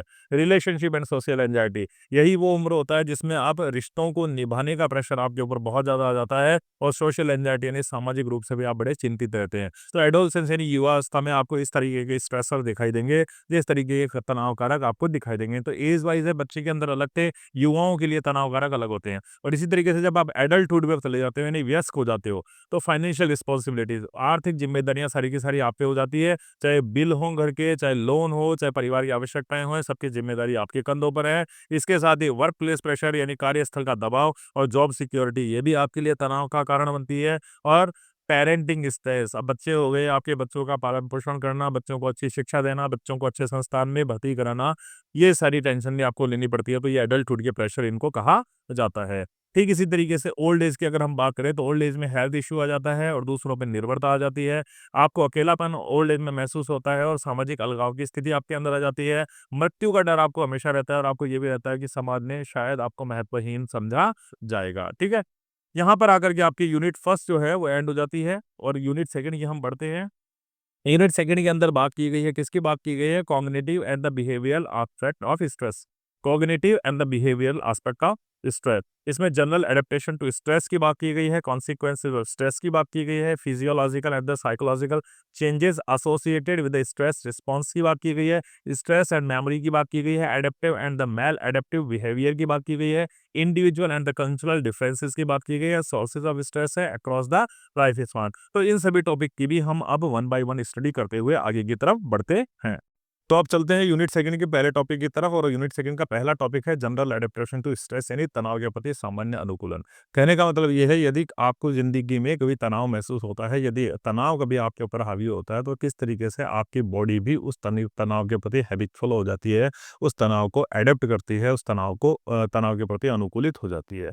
तो एक थियरी आई थी जिसको हम कहते हैं गैस थियरी, ठीक है? गैस थियरी आई थी और उस गैस थियरी को देने वाले एक वैज्ञानिक थे आपके हैंस सिली नाम के वैज्ञानिक थे। उन्होंने 1950s के अंदर इस थ्योरी को दिया था। अब ये हैंस सिली जो थे हंगरी कैनेडियन कहा जाता है इन्हें ना, ये हंगरी कैनेडियन क्या थे, ये एंडोक्राइनोलॉजिस्ट थे, ठीक है? एंडोक्राइनोलॉजिस्ट थे यानी अंतःस्त्रावी विशेषज्ञ हुआ करते थे और कहाँ से बिलॉन्ग करते थे ये हंगरी और कनाडा से बिलॉन्ग करते थे। नहीं, हंगरी के ये थे, कनाडिया में सेटल डाउन हो गए थे, इसीलिए इनको हंगरी कैनेडियन एंडोक्राइनोलॉजिस्ट कहा जाता है। Who first described the biological pattern that the body follows when dealing with the prolonged stress. उन्होंने पहली बार बताया था, इन्होंने सबसे पहले ये बताया कि शरीर भैया लंबे समय तक चलने वाले तनाव की स्थिति में किस प्रकार से जैविक प्रक्रिया को अपनाता है, ठीक है? तो हैंस सीली ने एक थियरी दी थी 1950 के अंदर जिसको गैस थियरी कहा गया और उन्होंने पहली बार ये बताया कि लंबे समय तक यदि आप तनाव के अंदर रहते हैं तो किस तरीके से आपकी बॉडी एक बायोलॉजिकल प्रोसेस को करती है, एक जैविक प्रोसेस को करती है। तो जनरल एडेप्टेशन सिंड्रोम, ठीक है? गैस थियरी का नाम क्या है? General adaptation syndrome is the body's predictable biological response to the long term stress. जो है गैस थियरी यानी जनरल एडेप्टेशन सिंड्रोम जिसे कहते हैं सामान्य अनुकूलन संलक्षण, शरीर की लंबे समय तक तनाव में दिए जाने वाली जैविक प्रतिक्रिया है जो 3 चरणों में होती है। 3 चरण होते हैं इस गैस थियरी के, ये याद रखने आपको। अलार्म, रेजिस्टेंस और एग्जॉशन, जिसको हम कहते हैं चेतावनी, प्रतिरोध और थकावट, ठीक है? अब इनके बारे में पढ़ लेते हैं क्या होता है। अलार्म कौन सी स्टेज होती है बॉडी की, है ना? देखो, the body detects the stressor. सबसे पहले बॉडी क्या करती है आपकी, डिटेक्ट करती है भैया तनाव किस कारण से, वो तनाव का कारण कौन है, and prepares to deal with it using fight और फ्लाइट रिस्पॉन्स, ठीक है? जब आपकी बॉडी उस स्ट्रेसर को पहचान लेती है, उस तनाव कारक को पहचान लेती है, तो आपकी बॉडी आपको प्रिपेयर करती है, तैयार करती है। किसके लिए तैयार करती है? कि फाइट, या तो इस तनाव से लड़ो, या तो इस स्ट्रेसर से लड़ो, या फिर फ्लाइट यानी यहाँ से भाग जाओ, ठीक है? तो शरीर तनाव को पहचानता है और उससे निपटने के लिए लड़ो या भागो की प्रतिक्रिया को सक्रिय करता है। Hormones like adrenaline and the cortisol are released, और इस प्रक्रिया में 2 हार्मोन आपके शरीर में रिलीज होते हैं, एक तो एड्रेनलिन और दूसरा cortisol. Heart rate, blood pressure and the alertness increases, आपकी हृदय गति बढ़ जाती है, आपका ब्लड प्रेशर बढ़ जाता है और आपकी सतर्कता जो है वो उस समय में बढ़ जाती है। यानी सबसे पहले आपके जीवन में कभी तनाव आता है तो तनाव कारक यानी जिस व्यक्ति के कारण या जिस वस्तु के कारण आपको तनाव है, सबसे पहले आपकी बॉडी उस तनाव के कारक को पहचानती है। फिर अगर आप उससे डील कर पाते हैं तब तो ठीक है, फाइट विद दैट स्ट्रेसर, और नहीं कर पाते हैं तो फिर फ्लाइट फ्रॉम दैट स्ट्रेसर, उस तनाव से या तो भाग जाओ या उस तनाव के साथ लड़ो। आपकी बॉडी का यही रिस्पॉन्स होता है और इस प्रोसेस के अंदर आपकी बॉडी के अंदर 2 हार्मोन निकलते हैं, एक तो एड्रेनलिन और दूसरा कॉर्टिसोल। ये दोनों ही हार्मोन निकलते हैं, आपकी हार्ट रेट तेज हो जाती है, आपका ब्लड प्रेशर तेज हो जाता है और आपकी सतर्कता भी तेज हो जाती है, ठीक है? ये अलार्म था आपकी बॉडी का। गैस स्टेज का पहला जो चरण था वो ये होता है, आपकी बॉडी किस तरीके से किसी चीज को, स्ट्रेस को लेती है, ठीक है? आगे चलते हैं, फिर दूसरी स्टेज आती है भैया रेजिस्टेंस स्ट्रेस, ठीक है? इफ द स्ट्रेस कंटिन्यूज, अगर वो तनाव लगातार आपके जीवन में बना रहता है तो the body tries to cope और एडेप्ट, तो वो क्या बॉडी क्या करती है, उसी के अकॉर्डिंग क्या कर लेती है, ढलने की कोशिश करती है, उसके अनुकूल होने की कोशिश कर देती है ना। लंबे समय तक आपकी बॉडी तनाव में रहती है, लंबे समय तक आप तनाव में रहते हो तो आपकी बॉडी भी क्या करती है, उसी तनाव के अकॉर्डिंग एडजस्ट होने का प्रयास करती है। If stage on alert but functions more efficiently, वह सतर्क तो रहता है पर धीरे धीरे सामान्य कार्य करना सीख लेता है।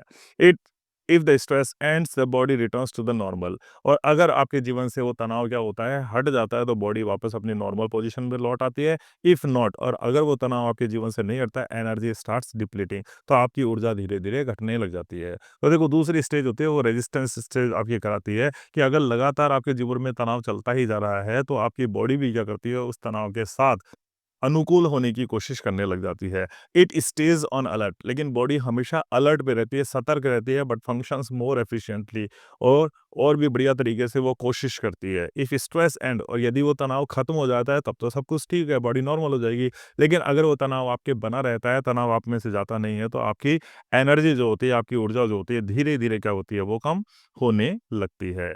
एग्जॉशन स्टेज, तीसरी स्टेज आती है, उसको हम कहते हैं exhaustion stage. If the stress continues for a long time the body resources get depleted, और वो स्ट्रेस लंबे समय तक चला जाता है, क्योंकि वो क्या हो गया, आप क्रॉनिक स्ट्रेस बन गया, लंबे समय तक वो स्ट्रेस चला गया तो वो क्या बन गया, आपके लिए हार्मफुल बन गया, और इसीलिए वो बॉडी के जो रिसोर्सेज हैं, हमारी बॉडी के जो ऊर्जा है वो समाप्त होने लगती है, और बॉडी की इम्यून सिस्टम जो है, आप पे रोग प्रतिरोधक क्षमता है वो कमज़ोर होने लगती है, जिससे आप बीमार हो जाते हैं, बर्नट आउट, थक जाते हैं, और इमोशनल ब्रेकडाउन यानी आप में भावनात्मक जो स्थिरता होती है वो भी खत्म हो जाती है। ठीक है, इसका एक एग्जांपल देख सकते हैं हम, महीनों तक तनाव में रहने से एक व्यक्ति को डिप्रेशन, थकावट या ब्लड प्रेशर जैसी समस्याएं हो जाती है। तो ये गैस थ्योरी है, इस गैस थ्योरी को आपको याद रखना है, पूरे पूरे चांसेस है इस गैस थ्योरी को पूछे जाने के। ठीक है, आगे चलते हैं, कॉन्सिक्वेंसेज और स्ट्रेस, स्ट्रेस के परिणाम क्या होते हैं, हम सबको पता है। पहला, स्ट्रेस का परिणाम क्या होगा, अगर आप तनाव में हैं तो फिजिकल इफेक्ट, शारीरिक प्रभाव देखने को मिलेंगे, हेडेक होगा, फटीग यानी थकान हो जाएगी, हाई ब्लड प्रेशर होगा, और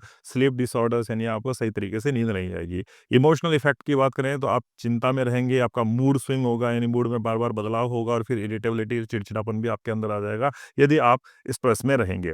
तीसरा, कॉग्निटिव इफेक्ट यानी संज्ञानात्मक प्रभाव की अगर हम बात करें तो आपका कंसंट्रेशन पावर जो है बिल्कुल कम हो जाएगा, फॉरगेटफुलनेस, आपको भूलने की आदत पड़ जाएगी, और इनडिसीजन, आप कभी भी सही निर्णय सही समय पर नहीं ले पाएंगे, यानी अनिर्णय की स्थिति आपके जीवन में आ जाएगी।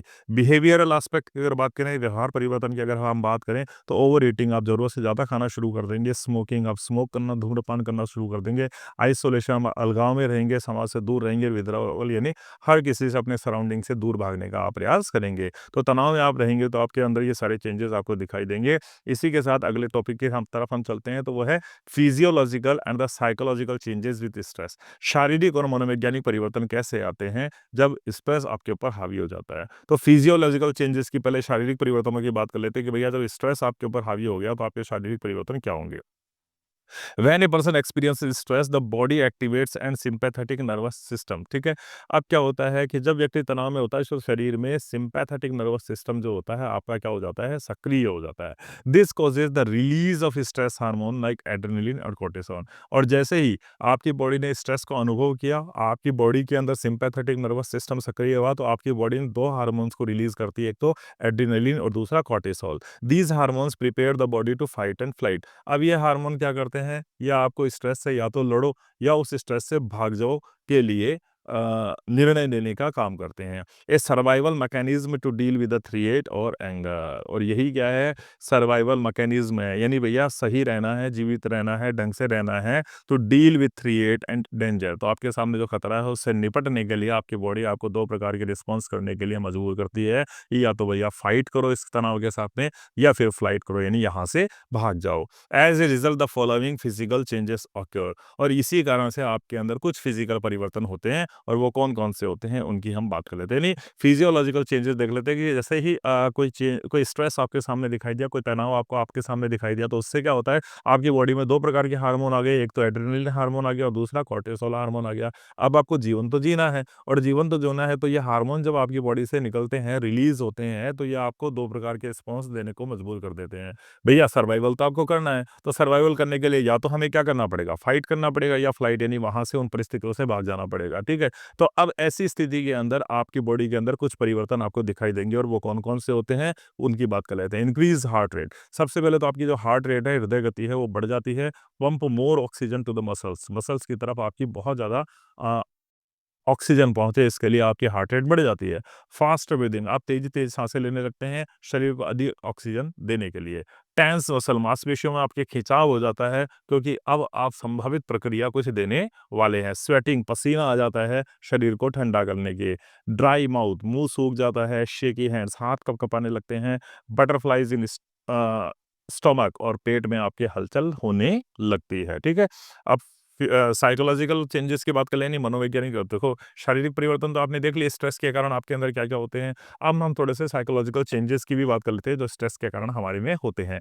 Stress doesn't just affect the body, it strongly affect the mind and the emotion. ये स्ट्रेस जो होता है ना केवल बॉडी को ही अफेक्ट करता है, बल्कि ये हमारे माइंड को और हमारे भावनाओं को भी इफेक्ट करता है। अंडर स्ट्रेस, जब हम तनाव में होते हैं, the brain starts producing negative thoughts and emotional instability. जब हम तनाव में होते हैं तो हमारा दिमाग क्या करता है, नकारात्मक विचारों को और भावनात्मक अस्थिरता को प्रोड्यूस करना शुरू कर देता है। यानी हमारे अंदर नकारात्मक विचार आने लग जाते हैं और भावनात्मक अस्थिरता हमारे अंदर आ जाती है जब हम किस में होते हैं, तनाव में होते हैं। द पर्सन में फील कन्फ्यूज्ड, आप अपने आप को भ्रमित महसूस कर सकते हो ऐसी कंडीशन में। एंजाइस, आप चिंतित महसूस करोगे अपने आप को और आप आसानी से चिड़चिड़ा हो जाओगे, यानी चिड़चिड़ापन आपके अंदर आ जाता है। की साइकोलॉजिकल चेंजेस इंक्लूड, और मुख्य मानसिक परिवर्तनों की अगर हम बात करें, मनोवैज्ञानिक परिवर्तनों की बात करें, तो वो कुछ इस प्रकार के परिवर्तन आपको अपने आप में होते हुए दिखाई देंगे जब आप स्ट्रेस के दबाव में हैं। ठीक है, अब क्या होगा, नेगेटिव थिंकिंग। सबसे पहले क्या होगा, आपको अपने प्रति नेगेटिव थिंकिंग हो जाएगी। आप बोलेंगे आई विल फेल, मैं भैया कर ही नहीं सकता, मैं ऐसा बोल जाऊंगा, नथिंग विल वर्क आउट, कुछ भी ठीक नहीं होगा मेरे साथ। ठीक है, पहले अपने अपने दिमाग में मनोवैज्ञानिक है कि आपके स्वयं के बारे में नेगेटिव थॉट डेवलप हो जाते हैं और आपको ऐसा लगता है कि मैं असफल होऊंगा। आपको ये लगता है कि मेरे जीवन में कुछ भी अब ठीक होने वाला नहीं है। फियर और पैनिक, आप डर में जिएंगे या घबराहट में जिएंगे, specially under the uncertain situation, खास तौर पे जब परिस्थितियां बिल्कुल भी आपके लिए डेफिनेट नहीं हो, निश्चित नहीं हो। तो अनिश्चित परिस्थितियों के अंदर आपको हमेशा से ही डर या घबराहट महसूस होगी, रेस्टलेसनेस, आप बड़ी बेचैनी महसूस होंगे। आप आराम से शांति से कहीं भी बैठ पाने में सक्षम नहीं होंगे। आप चिड़चिड़े हो जाएंगे और आप गुस्से से भरे हुए हो जाएंगे। छोटी-छोटी बातों पर आपको गुस्सा आना चालू हो जाएगा। Overthinking and inability to focus, आप बहुत ज़्यादा सोचने लग जाएँगे और किसी भी चीज़ पर फोकस नहीं कर पाएँगे। आपका ध्यान किसी भी चीज़ में नहीं लग पाएगा। ये मनोवैज्ञानिक परिवर्तन आपके अंदर हो जाएँगे यदि स्ट्रेस आपके ऊपर हावी हो गया तो। ठीक है? अब अगला पॉइंट आता है स्ट्रेस एंड मेमोरी, तनाव और स्मृति। और ये तनाव और स्मृति, इन दोनों के अंदर फ़र्क क्या होता है? इन दोनों का क्या रिलेशंस है? Stress has direct impact on the memory function. देखो, स्ट्रेस का डायरेक्ट प्रभाव पड़ता है, किसके ऊपर प्रभाव पड़ता है? हमारी याददाश्त पे प्रभाव पड़ता है ना? स्मृति पे प्रभाव पड़ता है। इट कैन बोथ एनहांस और empire memory depending on the intensity और द ड्यूरेशन ऑफ स्ट्रेस। अब देखो, आपका स्ट्रेस कितने लंबे समय तक आपके ऊपर हावी रहा है, कितनी तीव्रता से आपके ऊपर हावी रहा है, इस पे ही ये निर्भर करता है कि भैया आपकी मेमोरी इनहेंस बढ़ेगी या इम्पेयर खराब हो जाएगी। यानी तनाव की तीव्रता कितनी है, तनाव कितने लंबे समय तक आपके ऊपर हावी रहा है, उस पे ही आपकी स्मृति यानी आपकी मेमोरी सुधरेगी या आपकी मेमोरी और कमज़ोर हो जाएगी, ये डिपेंड करता है। पॉज़िटिव इफ़ेक्ट, देखो तनाव के कुछ पॉज़िटिव इफ़ेक्ट भी होते हैं। मैंने आपको शुरू में भी बताया था कि तनाव तो लेना ज़रूरी होते हैं, बिना तनाव के हमारा इस जीवन में कोई भी काम नहीं हो सकता। लेकिन वो पॉज़िटिव तनाव होना चाहिए, वो शॉर्ट टर्म का तनाव होना चाहिए, यानी मॉडरेट स्ट्रेस जिसे कहते हैं ना, छोटा-छोटा तनाव तो हमें लेना ही चाहिए। क्योंकि छोटा-छोटा तनाव लोगे तो क्या होगा, उससे पॉज़िटिव इफ़ेक्ट आपको अपने जीवन में आते हुए दिखाई देंगे। जैसे can improve the memory temporarily, सबसे पहले तो इससे आपकी याददाश्त जो होगी ना, वो बेहतर हो जाएगी।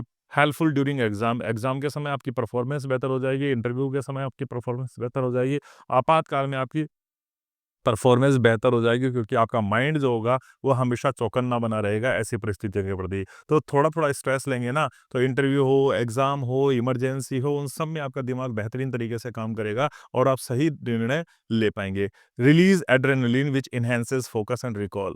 अब क्या होगा, ऐसी परिस्थिति के अंदर अगर आप हल्का-सा स्ट्रेस लेते हैं, मॉडरेट स्ट्रेस लेते हैं, तो आपका शरीर एड्रेनालिन हार्मोन जो है उसका क्या करेगा, रिलीज़ करेगा। और एड्रेनालिन हार्मोन क्या काम करता है, एनहांसेस, बढ़ाता है, किसको बढ़ाता है?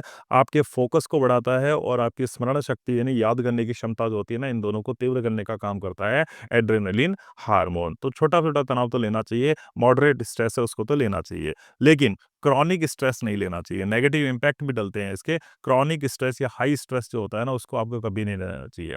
लॉन्ग टर्म क्रॉनिक स्ट्रेस का मतलब लंबे समय तक या फिर इंटेंस स्ट्रेस, बहुत तीव्र स्ट्रेस आपने ले लिया तो आपकी मेमोरी को डैमेज भी कर सकता है ना, आपकी मेमोरी को नुकसान भी पहुँचा सकता है।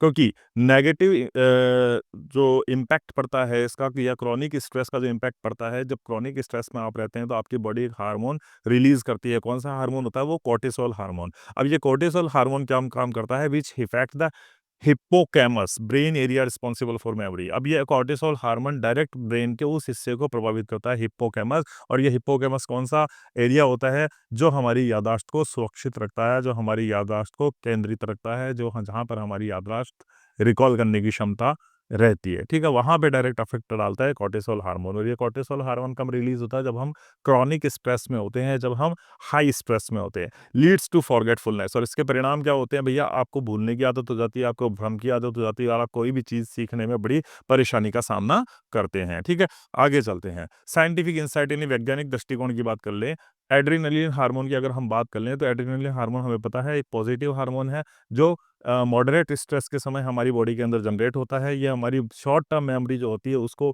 बढ़ाता है और फोकस यानी हमारे को ध्यान केंद्रित करने में मदद करता है। वहीं कॉर्टिसोल हार्मोन की हम बात करें जो क्रॉनिक स्ट्रेस के समय हमारी बॉडी के अंदर रिलीज होता है, ये डैमेज करता है, ये नुकसान पहुंचाता है किसको, लॉन्ग टर्म मेमोरी को, यानी हमारी याददाश्त को, लंबे समय तक रहने वाली याददाश्त को ये नुकसान पहुंचाता है। और अगर ये लंबे समय तक रह गया तो हमें भूलने की आदत भी पड़ जाती है। एग्जाम्पल आप इसके दे सकते हैं पॉजिटिव रिस्पॉन्स के, कि पॉजिटिव स्ट्रेस अगर होगा तो a student under the mild stress में perform well in an exam due to the alertness. देखो, अगर आप मॉडरेट स्ट्रेस ले रहे हैं, हल्का फुल्का स्ट्रेस ले रहे हैं, तो आपका माइंड हमेशा अलर्ट रहेगा, और अलर्ट रहेगा तो एक एग्जाम में बैठा हुआ स्टूडेंट्स अपनी परफॉर्मेंस को बहुत बेहतर तरीके से परफॉर्म कर पाएगा ड्यूरिंग द एग्जाम्स। ठीक है, वहीं नेगेटिव इंपैक्ट की बात कर लें तो एक व्यक्ति है अंडर द क्रॉनिक स्ट्रेस, जिसके अंदर क्या है, क्रॉनिक स्ट्रेस है, लंबे समय तक उसके अंदर तनाव है और अब वो तनाव उसके लिए हार्मफुल बन गया है। तो ऐसे तनाव में वो व्यक्ति क्या करेगा, forget daily task and misplace thing, वो एक तो चीज़ों को भूल जाएगा, है ना, वो डेली टास्क उसे क्या करने हैं उन चीज़ों को भूल जाएगा, और चीज़ों को यहाँ वहाँ रख करके उसको भूलने की बीमारी पड़ जाएगी, नहीं फॉरगेटफुलनेस के अंदर वो व्यक्ति चला जाएगा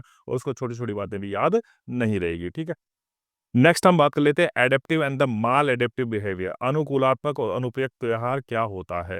when a person faces stress, जब कोई व्यक्ति क्या करता है, सामना करता है, तनाव का सामना करता है, तो they try to cope it in different way. अलग अलग व्यक्ति तनाव के साथ में अलग अलग तरीकों से निपटने की प्रतिक्रिया को अभिव्यक्त करता है। These coping behaviours can be either adaptive और माल एडेप्टिव। देखो, जब हमारे सामने तनाव आ गया और अब हमें तनाव का सामना करना है, तो हमारे सबके तरीके तनाव का सामना करने के क्या होते हैं, अलग अलग होते हैं। और ये तरीके क्या हो सकते हैं, एडेप्टिव यानी हेल्पफुल और हेल्दी भी हो सकते हैं, यही तरीके माल एडेप्टिव यानी हार्मफुल और अनहेल्दी भी हो सकते हैं। तो तनाव से निपटने के हमारे पास दो तरीके हैं, और प्रत्येक व्यक्ति तनाव की स्थिति में स्ट्रेस के अगेंस्ट क्या करता है, दो प्रकार की प्रतिक्रिया देता है, दो प्रकार के रिएक्शन देता है। वो या तो एडेप्टिव रिएक्शन देता है या वो माल एडेप्टिव रिएक्शंस देता है। एडेप्टिव बिहेवियर की अगर हम बात करें तो these are the positive coping strategies that help the person to deal with the stress effectively. अब ये क्या होता है, एडेप्टिव बिहेवियर क्या होता है, these are the positive coping strategies, ये सकारात्मक तरीके होते हैं जो किसी व्यक्ति की मदद करते हैं ताकि वो तनाव से प्रभावपूर्ण तरीके से निपट पाए, या सही तरीके से वो उस तनाव से निपट पाए विदाउट हार्मिंग देमसेल्व्स और अदर, और उस तनाव से निपटने के तरीके में वो ना तो खुद को नुकसान पहुंचाए ना ही वही दूसरों को नुकसान पहुंचाए। तो एडेप्टिव बिहेवियर तनाव से निपटने का वो होता है जिसमें व्यक्ति तनाव को सही ढंग से निपटने में मदद करते हैं और खुद को और दूसरों को नुकसान नहीं पहुंचाते हैं। ठीक है, इसके एग्जाम्पल आपको देख लो, प्रॉब्लम सॉल्विंग, किसी भी समस्या का समाधान ढूंढना, टाइम मैनेजमेंट, समय का सही उपयोग करना, meditation, yoga, relaxation, seeking social support, दोस्त और परिवारों की मदद लेना, और हेल्दी लाइफ स्टाइल, स्वस्थ जीवन शैली को अपनाना, व्यायाम, नींद आदि लेना, ये सारी की सारी चीज़ें क्या है, ये सारी की सारी चीज़ें एडेप्टिव बिहेवियर, यानी स्ट्रेस में आ गए तो आप इन सब चीज़ों को करेंगे तो स्ट्रेस से आपको छुटकारा पाने में बहुत ज़्यादा मदद मिल सकती है। दूसरा आता है माल एडेप्टिव बिहेवियर यानी अनुपयुक्त व्यवहार। दीज आर द नेगेटिव और द हार्मफुल कोपिंग मैकेनिज्म। ये क्या होते हैं, नकारात्मक और हानिकारक तरीके होते हैं। दे में रिड्यूस स्ट्रेस टेम्पोरली। इन तरीकों से आप टेम्पोरली रूप से छोटे समय के लिए तो आप एक बार तनाव को दूर कर सकते हो, but cause long term damage to the mental and physical health. लेकिन लंबे समय में ये आपके दिमाग यानी मानसिक और शारीरिक स्वास्थ्य दोनों को ये नुकसान पहुंचाते हैं। तो माल एडेप्टिव बिहेवियर हो सकता है थोड़े समय के लिए आपके तनाव को टेम्परली दूर कर लें, लेकिन लंबे समय में आप देखोगे, लॉन्ग ड्यूरेशन में आप देखोगे, तो ये माल एडेप्टिव बिहेवियर आपको मानसिक और शारीरिक स्वास्थ्य को नुकसान पहुंचाएंगे। एग्जाम्पल की बात अगर हम कर लेते हो, सब्सटेंस एब्यूजर्स यानी ड्रग, अल्कोहल, नशे का सहारा, स्ट्रेस तनाव से निपटने के लिए नशे का सहारा लोग लेते हैं, ये माल एडिक्टिव बिहेवियर है। थोड़े समय के लिए जब तक नशा है आप तनाव से दूर हैं, लेकिन नशा उतरते ही आप वापस तनाव में आ जाएंगे। अवॉइडेंस एक्सपेंस यानी समस्याओं से भागना या समस्याओं को टालना। एग्रेशन और वायशन, गुस्सा दिखाना या हिंसक व्यवहार को करना। और ईटिंग और अंडर ईटिंग, या तो बहुत अधिक खाना या फिर बहुत कम खाना। और सेल्फ आइसोलेशन यानी खुद को सबसे अलग करके रखना। तो ये भी स्ट्रेस से निपटने के कुछ तरीके हैं, लेकिन ये क्या है, नेगेटिव तरीके हैं, इनसे स्ट्रेस दूर नहीं होगा, बल्कि इस स्ट्रेस के निपटने के इन तरीकों से तो भैया आप मानसिक और शारीरिक रूप से और भी ज़्यादा बीमार हो जाओगे, है ना। तो शरीर से यानी स्ट्रेस से निपटने के आपके पास दोनों तरीके हैं, एक तो एडेप्टिव बिहेवियर भी है और एक माल एडेप्टिव बिहेवियर भी है। सही व्यवहार क्या होता है? योगा करो, अपने फ्रेंड सर्किल से मिलो, अपने आस-पास के लोगों से बात करो, एक पॉजिटिव अप्रोच रखो, एक्सरसाइज़ करो, है ना? और माल एडप्टिव बिहेवियर क्या होता है? नशे का सहारा ले लिया, भैया स्ट्रेस में हूँ, नशे का सहारा ले लिया, समस्याओं से भाग रहे हो, हिंसक व्यवहार, गुस्सा दिखा रहे हो, बहुत अधिक खा रहे हो, बहुत कम बात कर रहे हो और खुद को सबसे अलग कर रहे हो, आइसोलेशन में जी रहे हो, ये सब माल एडप्टिव बिहेवियर कहलाते हैं। फिर बात करते हैं individual and the cultural differences in stress responses. तनाव की प्रतिक्रिया में व्यक्तिगत और सांस्कृतिक विभिन्नताएँ क्या-क्या हो सकती है? इंडिविजुअल डिफरेंसेस की बात करें तो every person responds to stress differently depending on their personality, mindset, coping style, lifestyle. यानी हर व्यक्ति के अलग-अलग तरीके होते हैं किससे निपटने के, स्ट्रेस से निपटने के, जो किस पे निर्भर होते हैं कि भैया उस व्यक्ति की पर्सनैलिटी क्या है, उस व्यक्ति का माइंडसेट क्या है, उसके समस्याओं से निपटने की तरीका क्या है और उसका जीवन का अनुभव क्या है। तो अपने जीवन के अनुभवों के आधार पर, अपनी समस्याओं से निपटने के तरीके पे आधार पर, अपनी मानसिक स्थिति के आधार पर और अपने व्यक्तित्व के आधार पर हर व्यक्ति क्या करता है, तनाव को रिस्पॉन्ड करता है कैसे? अलग-अलग तरीकों से। अगर हम बात करें व्यक्तियों के प्रकार, ठीक है? पर्सनैलिटी ए में हम बात करें कि प more prone to stress, type B calmer. एक टाइप ए प्रकार के व्यक्ति होते हैं जो जल्दी तनाव में आ जाते हैं, ठीक है? कौन से व्यक्ति होते हैं जो जल्दी तनाव में आ जाते हैं? थोड़ी-सी उनकी बात कर लेते हैं। पास्ट एक्सपीरियंस एंड ट्रॉमा, पिछले अनुभव या मानसिक आघात आपको लगता है, ठीक है? पिछले अनुभव या मानसिक आघात के आधार पर आप क्या होते हैं, जल्दी तनाव के अंदर आ जाते हैं। मानसिक ताकत और बाउंस बैक करने की क्षमता, ठीक है? अब क्या होता है देखो, टाइप ए प्रकार के व्यक्ति होते हैं जो जल्दी से तनाव में आ जाते हैं। Type A more prone to stress, जो स्ट्रेस के लिए बिल्कुल सही लोग हैं, उनके पास जल्दी स्ट्रेस आ जाता है। तो वो क्या करते हैं, पिछले अनुभव या मानसिक चीज़ें जो होती है आपके जीवन के अंदर, ये हो सकता है आपके प्राचीन अनुभव जो हैं बिल्कुल सही नहीं रहे और मानसिक आघात आपको किसी तरीके का लगा हो तो आप जल्दी तनाव में आने के लिए पूरी तरीके से लायबल हैं। रेज़िलियंस शक्ति, यानी मानसिक ताकत आपकी कम है, बाउंस बैक करने की क्षमता आपकी कम है, आप किसी परिस्थितियों में फँस गए हो और आप हिम्मत नहीं कर पाते हो अब उस परिस्थितियों से निकलने की, तो आप भी क्या कर सकते हैं, तनाव के अंदर आ सकते हैं। Coping style, active versus avoidant, ठीक है? अब तनाव से किस तरीके से निपटते हो? आपकी कोपिंग स्टाइल क्या है? आपकी सक्रिय है कोपिंग स्टाइल, यानी आप तनाव से निपटने के लिए एक्टिव हैं या फिर आप तनाव को टाल रहे हैं, है ना? दोनों पे निर्भर करता है। अगर आप तनाव से निपटने के लिए एक्टिव हैं तब तो आप निकल जाएँगे, लेकिन आप तनाव को टाल रहे हैं तो भैया तनाव तो आपके ऊपर हावी होगा। सोशल सपोर्ट सिस्टम, दोस्त, परिवार और समुदाय से मिलने वाला सहयोग। अगर आप अपने दोस्तों के साथ हैं, परिवार से हैं, समुदाय यानी सोसाइटी के बीच में रह रहे हैं, तो वो लोग आपके तनाव से उबरने में बड़ी मदद करते हैं। लेकिन आप आइसोलेशन में चले जाते हो, आप लोगों से दूर हो जाते हो, समाज से कट जाते हो, तो आप और भी ज़्यादा स्ट्रेस में चले जाओगे, ठीक है? एक ही परीक्षा में तनाव का कोई छात्र सहजता से लेता है, जबकि दूसरा छात्र घबराहट और चिंता में पड़ जाता है। यानी एक ही परीक्षा है और 2 अलग-अलग व्यक्ति हैं, 2 अलग-अलग स्टूडेंट्स हैं उसमें, लेकिन दोनों का उस स्ट्रेस से, जो परीक्षा का स्ट्रेस है ना, उससे निपटने का तरीका दोनों का ही अलग-अलग है, ठीक है? दूसरा आता है कल्चरल डिफरेंस है, सांस्कृतिक भिन्नताएँ। Culture shapes how people perceive, experience and manage stress, beliefs, ठीक है? अब देखो, कल्चर, जिस संस्कृति में आप रह रहे हो, वो संस्कृति ये तय करती है कि कोई व्यक्ति तनाव को कैसे महसूस करता है और उसे कैसे व्यक्त करता है और उससे कैसे निपटता है। Beliefs, tradition and social norms influence the way stress is understood and handled. आपके धार्मिक विश्वास क्या हैं, आपकी परंपराएँ क्या हैं और आपके सामाजिक नियम क्या हैं, ये इस तनाव से निपटने में एक महत्वपूर्ण भूमिका अदा करते हैं। यानी जिस कल्चर में, जिस संस्कृति में, जिस समाज में आप पले-बड़े हो, वो कल्चर आपको उस कल्चर ने ही, उस संस्कृति ने ही आपको इस तरीके से बनाया है कि आप उस स्ट्रेस से किस तरीके से निपटोगे, ये पूरा का पूरा आप पहले से उस कल्चर के द्वारा बन चुके हो, वो संस्कृति आपको बना चुकी है क्योंकि आप ऐसे माहौल में रहे हो, जिसने उन परिस्थितियों के साथ अलग-अलग तरीके से बिहेव किया है। तो आपकी धार्मिक विश्वास क्या हैं, आपकी परंपराएँ क्या हैं और आपके सामाजिक नियम क्या हैं, ये बहुत बड़ी भूमिका अदा करते हैं कि आप उस स्ट्रेस, उस तनाव का सामना कैसे करेंगे। Cultural difference influences on the stress response, संस्कृति का तनाव पर प्रभाव किस तरीके से पड़ता है, यानी एक्सप्रेशंस ऑफ इमोशंस। कुछ संस्कृतियों में भावनाएं खुलकर व्यक्त की जाती है, कुछ में नहीं। अगर आप अपनी भावनाओं को खुलकर के व्यक्त कर रहे हो तो आप तनाव के साथ आसानी से निपट सकते हो, लेकिन कुछ संस्कृतियां जिनमें अपनी भावनाओं को सही तरीके से अभिव्यक्त नहीं कर पाते हैं, वहां पर आप तनाव में रहने की आप में पूरी पूरी संभावना है। बिलीफ इन फेट और कर्मा, भारतीय और एशियाइयों की संस्कृति क्या है, भाग्य या कर्म को तनाव का कारण माना जाता है। हम ये कहते हैं कि भैया हमारा भाग्य ही ऐसा था, ठीक है? हमारा भाग्य ही ऐसा था। इसीलिए तो हम ये मानते हैं ना, क्योंकि हम तनाव से निपट नहीं रहे, हम तो उसे क्या मान लेते हैं कि भैया मेरे भाग्य में ये लिखा हुआ था या मेरे कर्मों का ही ये फल है। तो आप फिर भी स्ट्रेस में आ जाओगे, क्योंकि आप तनाव से आप निपटोगे नहीं, उसने अपनी अपनी नियति मान लिया आपने उसे, है ना?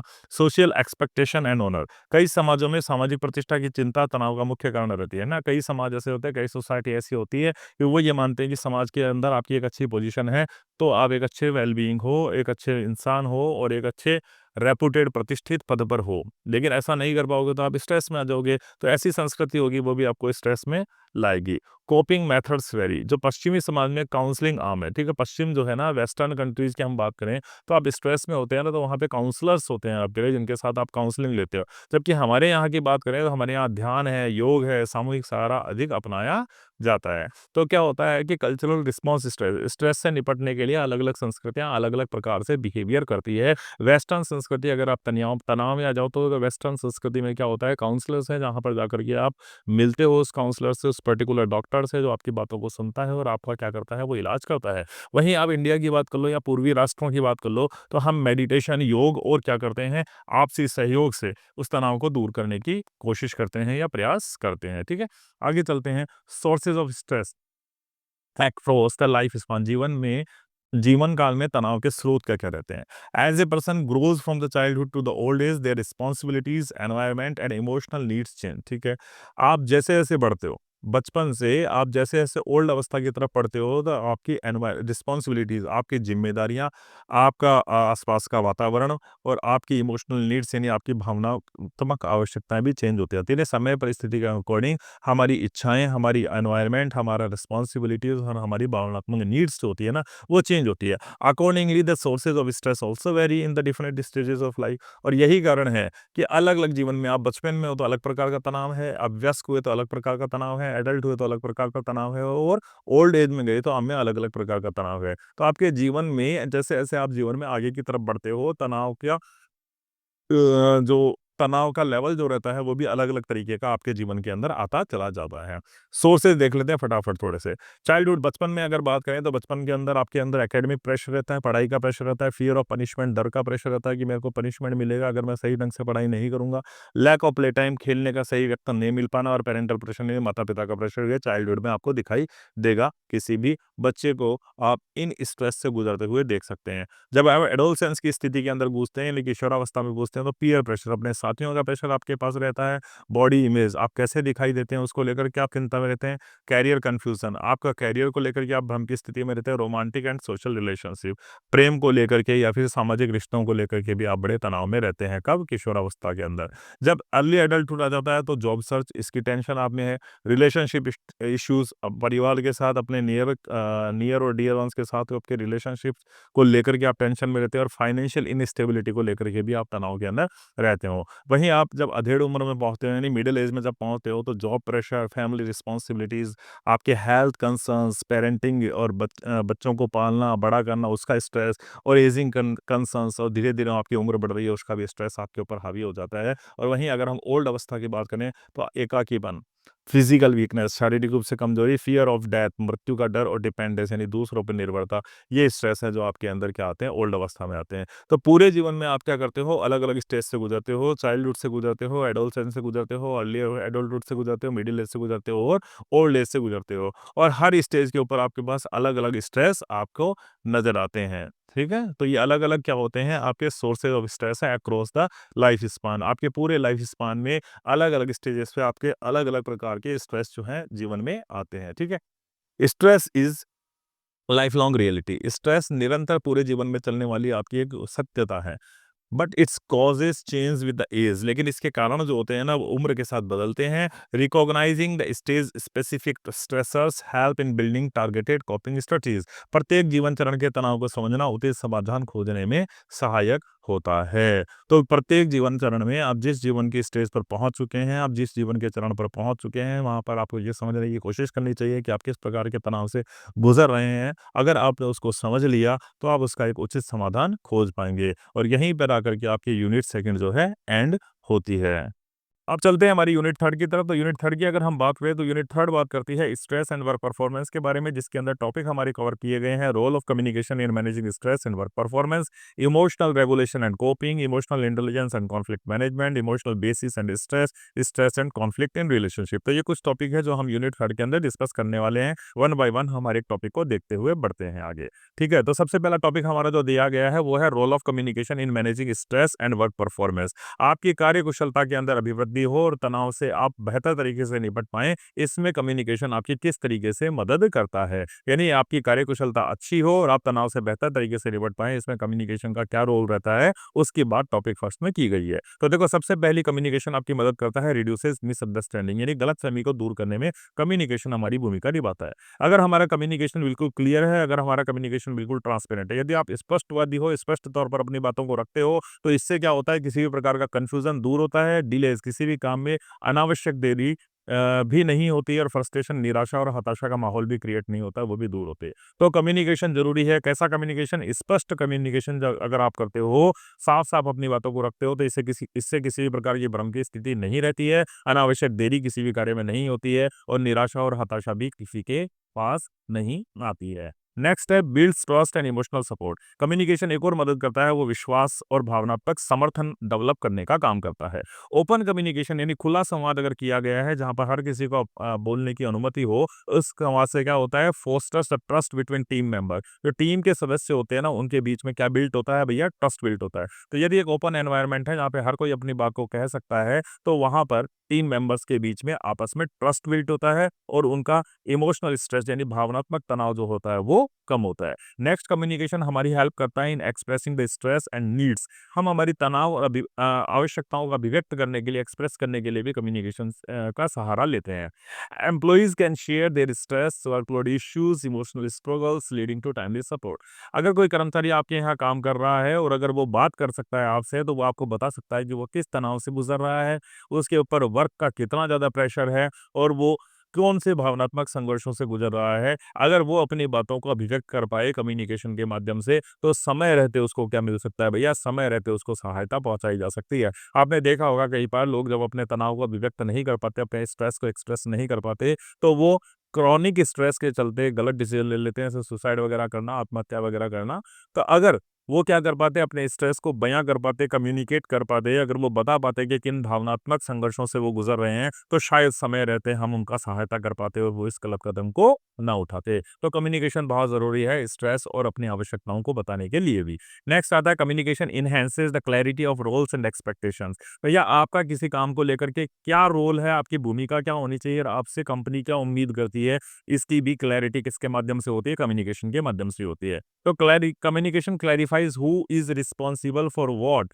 कौन किस काम के लिए जिम्मेदार है भैया, इसको तय करने का काम कौन करता है? कम्युनिकेशन। तो कम्युनिकेशन के माध्यम से ही आपको मालूम पड़ता है कि भैया मेरी पर्टिकुलर क्या भूमिका है और मेरी पर्टिकुलर क्या रिस्पॉन्सिबिलिटी है, विच रिड्यूसेस द रोल कॉन्फ्लिक्ट। और जब आपकी भूमिका आपके सामने बिल्कुल स्पष्ट हो जाती है, आपका रोल बिल्कुल आपके सामने स्पष्ट हो जाता है, तो किसी भी प्रकार का क्या नहीं रहता, किसी भी प्रकार का विवाद नहीं रहता है, किसी भी प्रकार का तनाव नहीं रहता है। नेक्स्ट, कम्युनिकेशन हेल्प करता है encourages the team work and collaboration. Communication help करता है टीम वर्क और सहयोग को बढ़ावा देने के लिए। Good communication helps in team coordination and creates supportive work culture. अगर आपका अच्छा कम्युनिकेशन, अच्छा संवाद आपस के अंदर हो रहा है, तो आपकी टीम भी बेहतर तरीके से सहयोग करते हुए आगे काम करेगी, and create the supportive work culture, और एक दूसरे का सहयोग देने वाला वातावरण क्रिएट हो जाता है। नेक्स्ट, कम्युनिकेशन हमारी हेल्प करता है कॉन्फ्लिक्ट रिजोल्यूशन, यानी संघर्ष या समस्या का समाधान करने में। Constructive communication allows the conflict to be discussed. अगर किसी भी प्रकार की कोई कॉन्फ्लिक्ट है, अगर किसी भी प्रकार के कोई संघर्ष चल रहे हैं, किसी भी प्रकार के कोई विवाद चल रहे हैं ना, तो कम्युनिकेशन के माध्यम से ही उन विवादों को क्या किया जाता है भैया? डिस्कस किया जाता है, उन विवादों पे विचार विमर्श किया जाता है, और शांतिपूर्ण तरीके से उन विवादों का क्या किया जाता है भैया? निपटारा किया जाता है, रिजोल्यूशन किया जाता है। नेक्स्ट, कम्युनिकेशन हेल्प करता है improve moral and job satisfaction. आपके मनोबल को बढ़ाने में और आपकी कार्य के प्रति संतुष्टि देने में मदद करता है communication. When employees feel heard and understood. अगर किसी कंपनी में आप काम कर रहे हैं और आपको ऐसा लग रहा है कि भैया आपकी बातों को ऊपर वाला मैनेजमेंट सुन रहा है और आपकी बातों को ऊपर वाला मैनेजमेंट समझ रहा है, तो इससे आपके अंदर क्या आता है भैया? जॉब सेटिस्फेक्शन की भावना आती है, कार्य संतुष्टि की भावना आती है, एंड मोटिवेशन इंक्रीज, और आपका उत्साह भी तीव्र गति से बढ़ जाता है। नेक्स्ट, कम्युनिकेशन क्या काम करता है? Facilitates feedback and growth. देखो कम्युनिकेशन क्या काम करता है भैया, ऊपर का जो कर्मचारी है या ऊपर का आपका जो बॉस है, उसने नीचे की तरफ व्यक्ति के लिए एक काम सेट कर रखा है। ठीक है, अलग अलग लेवल पे एक काम व्यक्ति के लिए सेट कर रखा है, लेकिन इस नीचे वाला व्यक्ति किन परिस्थितियों में काम कर रहा है, ये किस तनाव से गुजर रहा है, इसके कार्य करने की कंडीशन क्या है, ये कब मालूम पड़ेगी ऊपर वाले सीईओ को? जब ये फीडबैक देगा कि साहब हमारे यहाँ घटिया मशीनें लग रही है, हमारी मशीनों की टाइम से रिपेयर नहीं हो रही है, या हमारे यहाँ का वर्क एनवायरनमेंट जो है बहुत ही खराब हो गया है। ठीक है, तो इससे क्या होता है, ऊपर वाला मैनेजमेंट फिर क्या करेगा, इन लोगों की कंडीशंस को सुधारने का प्रयास करेगा। तो यही होता है फैसिलिटेट्स फीडबैक, प्रतिक्रिया और विकास को प्रोत्साहित करता है। कंस्ट्रक्टिव फीडबैक जो होता है ना, यानी कंस्ट्रक्टिव फीडबैक, रचनात्मक फीडबैक जो होता है, वो हेल्प करता है एम्प्लॉइज की improve and reduce the performance से रिलेटेड स्ट्रेस, कि वो प्रदर्शन क्यों बेहतर नहीं कर पा रहे हैं, वो किस तनाव से गुजर रहे हैं, उन तनाव को अपने ऊपर वाले कर्मचारियों तक पहुंचाने का काम भी कम्युनिकेशन करता है। और जब ऊपर वाले कर्मचारियों तक वो उनकी बातें पहुंचती है, तो समय रहते उनकी समस्याओं का समाधान किया जाता है, जिससे उनके ऊपर अनावश्यक किसी भी प्रकार का तनाव कम होता है। ठीक है, नेक्स्ट, कम्युनिकेशन मदद करता है प्रमोट्स द इमोशनल सेफ्टी, आपको भावनात्मक सुरक्षा प्रदान करने का काम भी कम्युनिकेशन करता है। In a communicative environment individuals feel emotionally secure to express concern. अगर कम्युनिकेटिव एनवायरनमेंट है, यानी ऐसा वातावरण है जहां पर आप कम्युनिकेशन करके अपनी भावनाओं को अभिव्यक्त कर पा रहे हैं, तो इंडिविजुअल्स, हर व्यक्ति को ये महसूस होता है ऐसे माहौल में कि वो भावनात्मक रूप से क्या है, सुरक्षित है, कि वो अपनी समस्याओं को आपके सामने अभिव्यक्त कर सकता है। नेक्स्ट हमारा टॉपिक है इमोशनल रेगुलेशन एंड कोपिंग। ठीक है, इमोशनल रेगुलेशन का मतलब भावनात्मक नियंत्रण, और कोपिंग यानी तनाव से निपटना। ठीक है, तो हम इन दोनों का अर्थ हम समझ लेते हैं कि भैया इमोशनल रेगुलेशन का अर्थ क्या होता है। तो emotional regulation refers to the ability to manage and control one's emotional reactions, especially in the stressful situation. Emotional regulation यानी भावनात्मक नियंत्रण का मतलब क्या होता है? भावनात्मक नियंत्रण का मतलब ये होता है किसी व्यक्ति की ऐसी क्षमता, और खासकर किस परिस्थितियों में, तनावपूर्ण परिस्थितियों में किसी व्यक्ति की ऐसी क्षमता जब वो अपनी भावनात्मक प्रतिक्रियाओं को ना केवल मैनेज करता है, बल्कि उनको अपने नियंत्रण, अपने कंट्रोल में भी रखता है, उसी को हम इमोशनल रेगुलेशन कहते हैं। यानी भावनात्मक रूप से असंतुलित नहीं होना, भावनाओं में नहीं बह जाना होता है, किसी भी प्रकार की स्थिति हो। आप अगर तनावपूर्ण सिचुएशन में फंसे हुए हैं, तनावपूर्ण परिस्थितियां आपकी है, तो आप भावनाओं में बह करके उनके अकॉर्डिंग रिएक्ट ना करें, बल्कि अपनी भावनाओं को संभालें और अपनी भावनाओं पर नियंत्रण रखें, कंट्रोल रखें। इसी को हम क्या कहते हैं? इमोशनल रेगुलेशन कहते हैं। ठीक है, अपनी भावनाओं पर सीधे शब्दों में आप कह सकते हो कि अपनी भावनाओं पर नियंत्रण रखना ही क्या कहलाता है? इमोशनल रेगुलेशन कहलाता है। मीनिंग ऑफ कोपिंग, कोपिंग यानी तनाव से निपटना, कोप यानी किसी से निपटना। Coping means the strategies and the actions used to deal with the stress, difficulties और इमोशनल डिस्कम्फर्ट। अगर आप तनाव में हैं, अगर आप किसी परेशानी के अंदर हैं, या फिर आप भावनात्मक रूप से परेशान हैं, तो उससे निपटने की आपकी क्या स्ट्रेटेजी है और आप क्या काम करने वाले हैं, इसी को ही हम क्या कहते हैं? तनाव से निपटना कहते हैं, तनाव से मुकाबला करना कहते हैं। तो आप अगर किसी तनावपूर्ण परिस्थितियों में फंसे हुए हैं, आपके सामने कोई परेशानी है, या फिर भावनात्मक रूप से आप बड़े परेशान अपने आप को महसूस कर रहे हैं, तो उससे निपटने के लिए आपके द्वारा अपनाई गई नीतियां और आपके द्वारा किए जाने वाले एक्शंस जो हैं, they are called the strategies of coping, है ना? नियंत्रण करना या मुकाबला करने की रणनीतियां वो कहलाती है। नेक्स्ट आता है types of coping strategies. Coping strategy यानी तनाव से निपटने की कौन कौन सी रणनीतियां हो सकती है, उनके ऊपर अब बात कर लेते हैं कि तनाव से आप किस तरीके से निपटते हैं। तो सबसे पहली रणनीति है भैया प्रॉब्लम फोकस्ड। अगर हम तनाव में है, तो तनाव की कोई ना कोई प्रॉब्लम तो है। ठीक है, तो उस प्रॉब्लम को सॉल्व करने का डायरेक्ट प्रयास करोगे, पहली नीति तो आपकी ये होती है, समस्या केंद्रित मुकाबला। ये प्रॉब्लम को पहचानो और उस प्रॉब्लम को क्या करो, आप डायरेक्टली उस प्रॉब्लम को फेस करो। ये क्या होता है? प्रॉब्लम फोकस होता है। ठीक है, जैसे बेहतरीन प्लानिंग करना, अपने टाइम का मैनेजमेंट करना, ताकि हमारी प्रॉब्लम से, हमारी समस्या से हम छुटकारा पा सकें। ठीक है, दूसरी प्रकार के तनाव से आप मुकाबला कैसे करते हो? Emotional focused. ठीक है, भावना केंद्रित होकर managing the emotional response to the problem. अगर कोई समस्या आपके पास आ गई है ना, अगर किसी समस्या के सामने आप हो, तो भैया किसी भी तरीके से आप क्या नहीं हो? इमोशनल रिस्पॉन्स यानी भावनात्मक प्रतिक्रिया नहीं दो, अपनी भावनात्मक प्रतिक्रियाओं पे नियंत्रण रखो, भावों में बह करके प्रतिक्रिया नहीं दो, उन परिस्थितियों के अकॉर्डिंग अपनी रिएक्शंस नहीं दो। इसी को हम क्या कहते हैं? Emotional focused कॉपिंग। यानी भावनाओं में नहीं बहना, परिस्थितियों के अकॉर्डिंग अपनी भावनाओं का अभिव्यक्त नहीं करना, किसी समस्या के सामने भावनात्मक प्रतिक्रिया ना देना ही क्या कहलाता है, इमोशनल कोपिंग कहलाता है। ठीक है, जैसे आप रिलैक्सेशन कर सकते हो, टॉकिंग टू समवन, किसी से बात कर सकते हो, इस तरीके भी आप क्या कर सकते हो, अपनी भावनाओं पर नियंत्रण रख के उस समस्या को सुलझाने का काम कर सकते हैं। यानी तुरंत आपको रिएक्शंस नहीं देना है किसी समस्या का, बल्कि रिलैक्स करना है, पॉज लेना है और किसी से बात करनी है ताकि आप समस्याओं का सुलटारा कर पाओ, भावनात्मक प्रतिक्रिया न देना। ठीक है, 2 तरीके हो गए। तीसरा होता है भैया अवॉइडिंग कोपिंग, कि आप टालने वाली रणनीति अपना लो, है ना? आँखों के सामने समस्या दिख रही रहती है, जैसे कबूतर होता है ना, सामने समस्या दिखती है तो वो अपनी आँखें बंद कर लेता है, तो वो सोचता है समस्या टल गई, जबकि ऐसा होता नहीं है। तो अवॉइडिंग द प्रॉब्लम और यूजिंग द डिस्ट्रैक्शंस, आप भी अगर ऐसा ही करते हो कि आप समस्या से बचने का प्रयास करते हो या फिर अपना ध्यान भटकाते हो, तो ये आपके लिए बहुत ही ज़्यादा क्या हो सकता है, हानिकारक हो सकता है। तो समस्या तो है, आपकी आँखें बंद करने से या आपके नकार देने से समस्या तो खत्म नहीं हो जाएगी। आपने उसको डिस्ट्रैक्ट कर लिया, आप डिस्ट्रैक्ट हो गए, आप किसी दूसरी चीज़ के बारे में सोचने लग गए, लेकिन जो समस्या थी वो तो वैसी की वैसी बनी थी, तो समस्या से निपटना तो आपको ही पड़ेगा। तो ये जो तरीका होता है अवॉइडिंग करने वाला, ये सबसे ज़्यादा हानिकारक होता है। नेक्स्ट आता है टेक्निक्स ऑफ इमोशनल रेगुलेशन, भावनाओं पर नियंत्रण रखने की क्या-क्या टेक्निक आपकी हो सकती है। तो डीप ब्रीथिंग, ठीक है? कभी भी भावनात्मक क्या होता है, आप तुरंत प्रतिक्रिया दे देते हो तो वही तो आपा खो देना होता है। आपा खो देना कहते हैं ना, हम परिस्थितियों के अकॉर्डिंग हम आपा खो देते हैं कई बार जब परिस्थितियाँ हमारे नेगेटिव होती है। तो ऐसी परिस्थितियों में क्या आपको तुरंत प्रतिक्रिया नहीं देनी है, इमोशनल रिएक्शंस नहीं देने हैं, आपको डीप ब्रेथ करना है ना? गहरी सांस लेनी है और रिलैक्स करना है अपने आप को, विश्राम देना है अपने आप को। कॉग्निटिव रिकंस्ट्रक्शंस, आपको नकारात्मक सोच को बदलना है, आपको अपना कॉग्निटिव रिस्ट्रक्चर करना है, यानी अपना संज्ञानात्मक, अपने नॉलेज के अकॉर्डिंग काम लेना है और अपने नकारात्मक विचारों को अपने आप से दूर रहना है। तीसरी आती है माइंडफुलनेस एंड मेडिटेशन। माइंडफुलनेस का मतलब हमेशा सजग रहो और मेडिटेशन यानी योग मुद्रा यानी ध्यान करो, मेडिटेशन बढ़ाओ, अपना कंसंट्रेशन पावर बढ़ाओ, अब ताकि आप किसी भी प्रकार के इमोशनल फूल ना बने। ठीक है, इमोशनल फूल अपने आप को नहीं बनाना है, भावनाओं पर नियंत्रण रखना है, इमोशनल रेगुलेशन हमें रखना है। उसके लिए हमें सजग रहना होगा, दिमाग को सजग रखना होगा और मेडिटेशन यानी ध्यान का सहारा भी आपकी इसमें मदद कर सकता है। जर्नलिंग एंड इमोशनल एक्सप्रेशंस, आप डायरी लिख सकते हो, है ना? अपनी भावनाओं को कागज के पन्नों पर उकेर सकते हो। एन इमोशनल एक्सप्रेशन, या फिर अपने भावनाओं को आप बोलकर भी सामने वाले किसी व्यक्ति को बता सकते हैं। ठीक है, नेक्स्ट आता है benefits of emotional regulation and coping.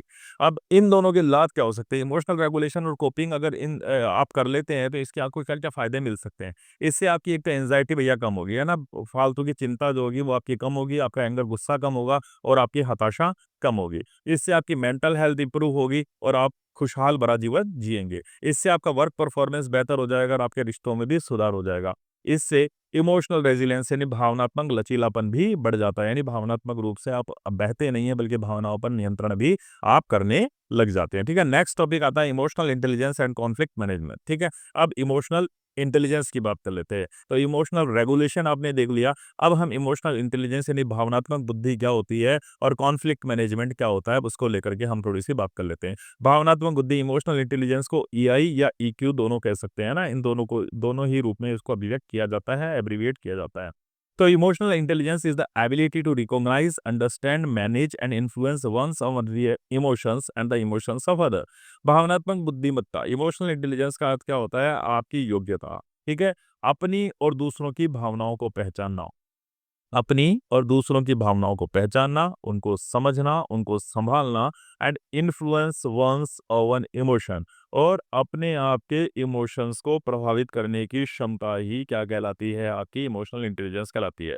कि आपका अपनी और दूसरों की भावनाओं को समझना, दूसरों की भावनाओं को पहचानना, दूसरों की भावनाओं को संभालना और उनको प्रभावित करना, यही क्या कहलाता है? आपका इमोशनल इंटेलिजेंस कहलाता है। ठीक है, यदि आप अपनी या किसी दूसरे की भावनाओं को पहचान पा रहे हैं, यदि अपनी और दूसरों की भावनाओं को समझ पा रहे हैं और अपनी और दूसरों की भावनाओं को आप नियंत्रित कर पा रहे हैं और अपनी और दूसरों की भावनाओं को आप प्रभावित कर पा रहे हैं, तो इसी को हम क्या कहते हैं? इमोशनल इंटेलिजेंस कहते हैं।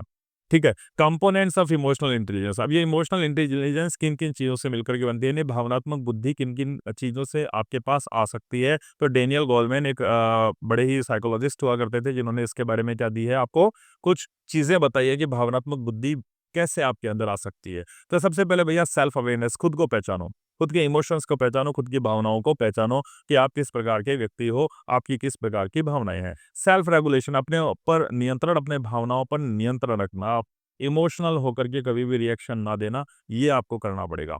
मोटिवेशन, अंदर से आप क्या बनो, प्रोत्साहित हो, अंदर से आप उत्साहित हो क्या आपको अपने लक्ष्यों को प्राप्त करना है, ठीक है। तो इनर मोटिवेशन आपके अंदर होना चाहिए कि भैया मेरे को ये काम करना ही है, अंदर से उस काम करने की चाह जो है वो आपके अंदर से आनी चाहिए। इसके साथ ही empathy, understanding the others emotions, दूसरों की भावनाओं को समझना, ना केवल अपनी भावनाओं पर नियंत्रण रखना बल्कि दूसरों की भावनाओं को समझना भी इमोशनल इंटेलिजेंस यानी आपके अंदर भावनात्मक बुद्धिमत्ता लेकर के आता है। इसी के साथ social skill, managing relationships effectively, रिश्तों को आप प्रभावित पूर्ण तरीके से अगर आप क्या कर पाते हैं, उनको मैनेज कर पाते हैं, उनको संभाल पाते हैं, तो इससे भी आपकी भावनात्मक बुद्धि में अभिवृद्धि होती है।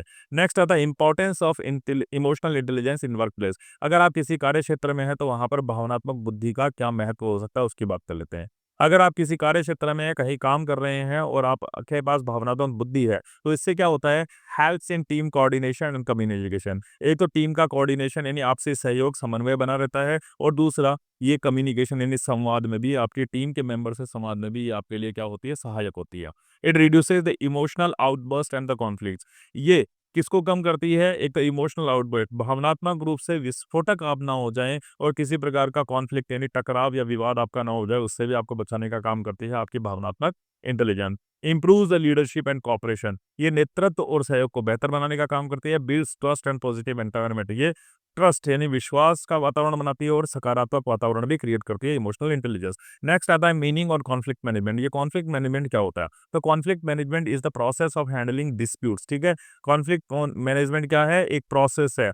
क्या किसका प्रोसेस है, विवादों को हैंडल करने का एंड डिसएग्रीमेंट यानी असहमतियों को हैंडल करने का इन ए constructive and the respectful way.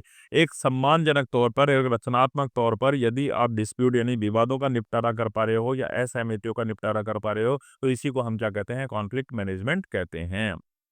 Next, role of emotional intelligence in conflict management. अगर किसी प्रकार का कोई विवाद हो गया, किसी प्रकार का कोई टकराव हो गया तो उसमें इमोशनल इंटेलिजेंस क्या भूमिका निभा सकता है उसकी बात कर लेते हैं।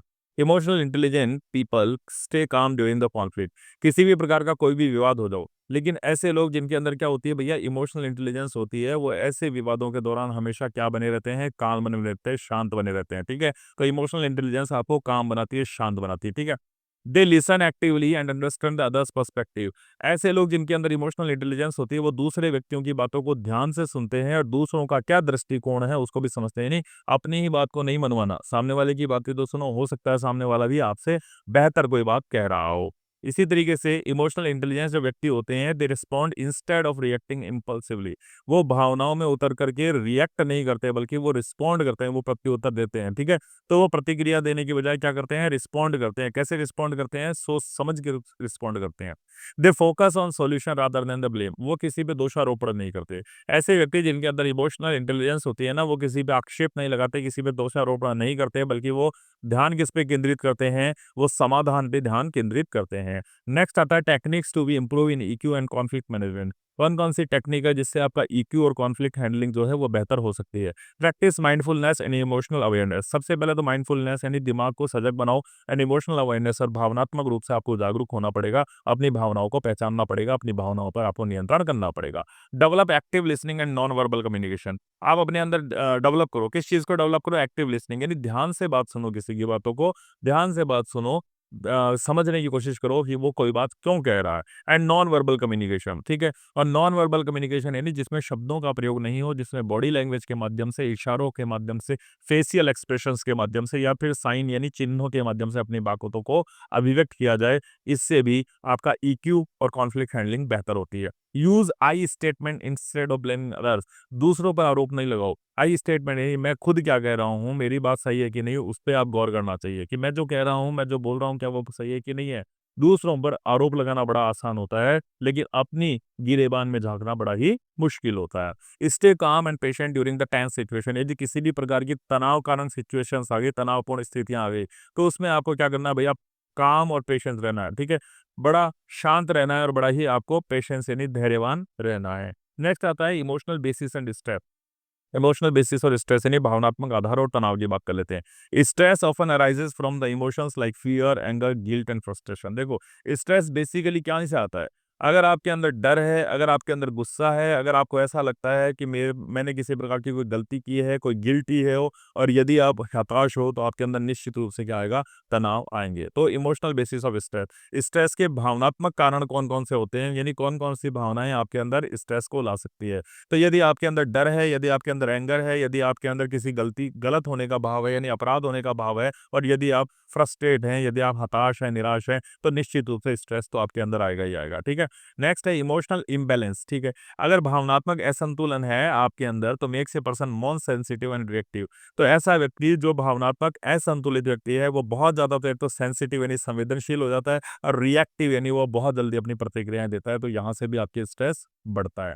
तीसरा जो स्ट्रेस का आधार है भावनात्मक, वो क्या है? Recognising emotional triggers and helps in early stress management. अपने भावनात्मक कारणों की पहचान से तनाव को जल्दी नियंत्रित किया जा सकता है। कि अगर आपको मालूम पड़ गया कि मेरे में ये भावनात्मक कमजोरियां हैं, तो आप अपने स्ट्रेस को क्या कर सकते हो? मैनेज कर सकते हो, स्ट्रेस को आप कम कर सकते हो। Emotional awareness improves the self control and resilience. अगर आप भावनात्मक रूप से जागरूक हो, अगर आप भावनात्मक रूप से सजग हो, तो इससे आपका आत्मनियंत्रण और आपकी सहन शक्ति बढ़ती है, ठीक है? तो ये कुछ कारण है जिनसे क्या होता है, आपका स्ट्रेस लेवल क्या बढ़ सकता है, और ये कुछ कारण है जिससे आप उस स्ट्रेस पे कंट्रोल कर सकते हो। नेक्स्ट आता है stress and conflict in relationship. रिश्तों के अंदर भी क्या होता है भैया, रिश्तों में भी तनाव और संघर्ष तो होता ही है।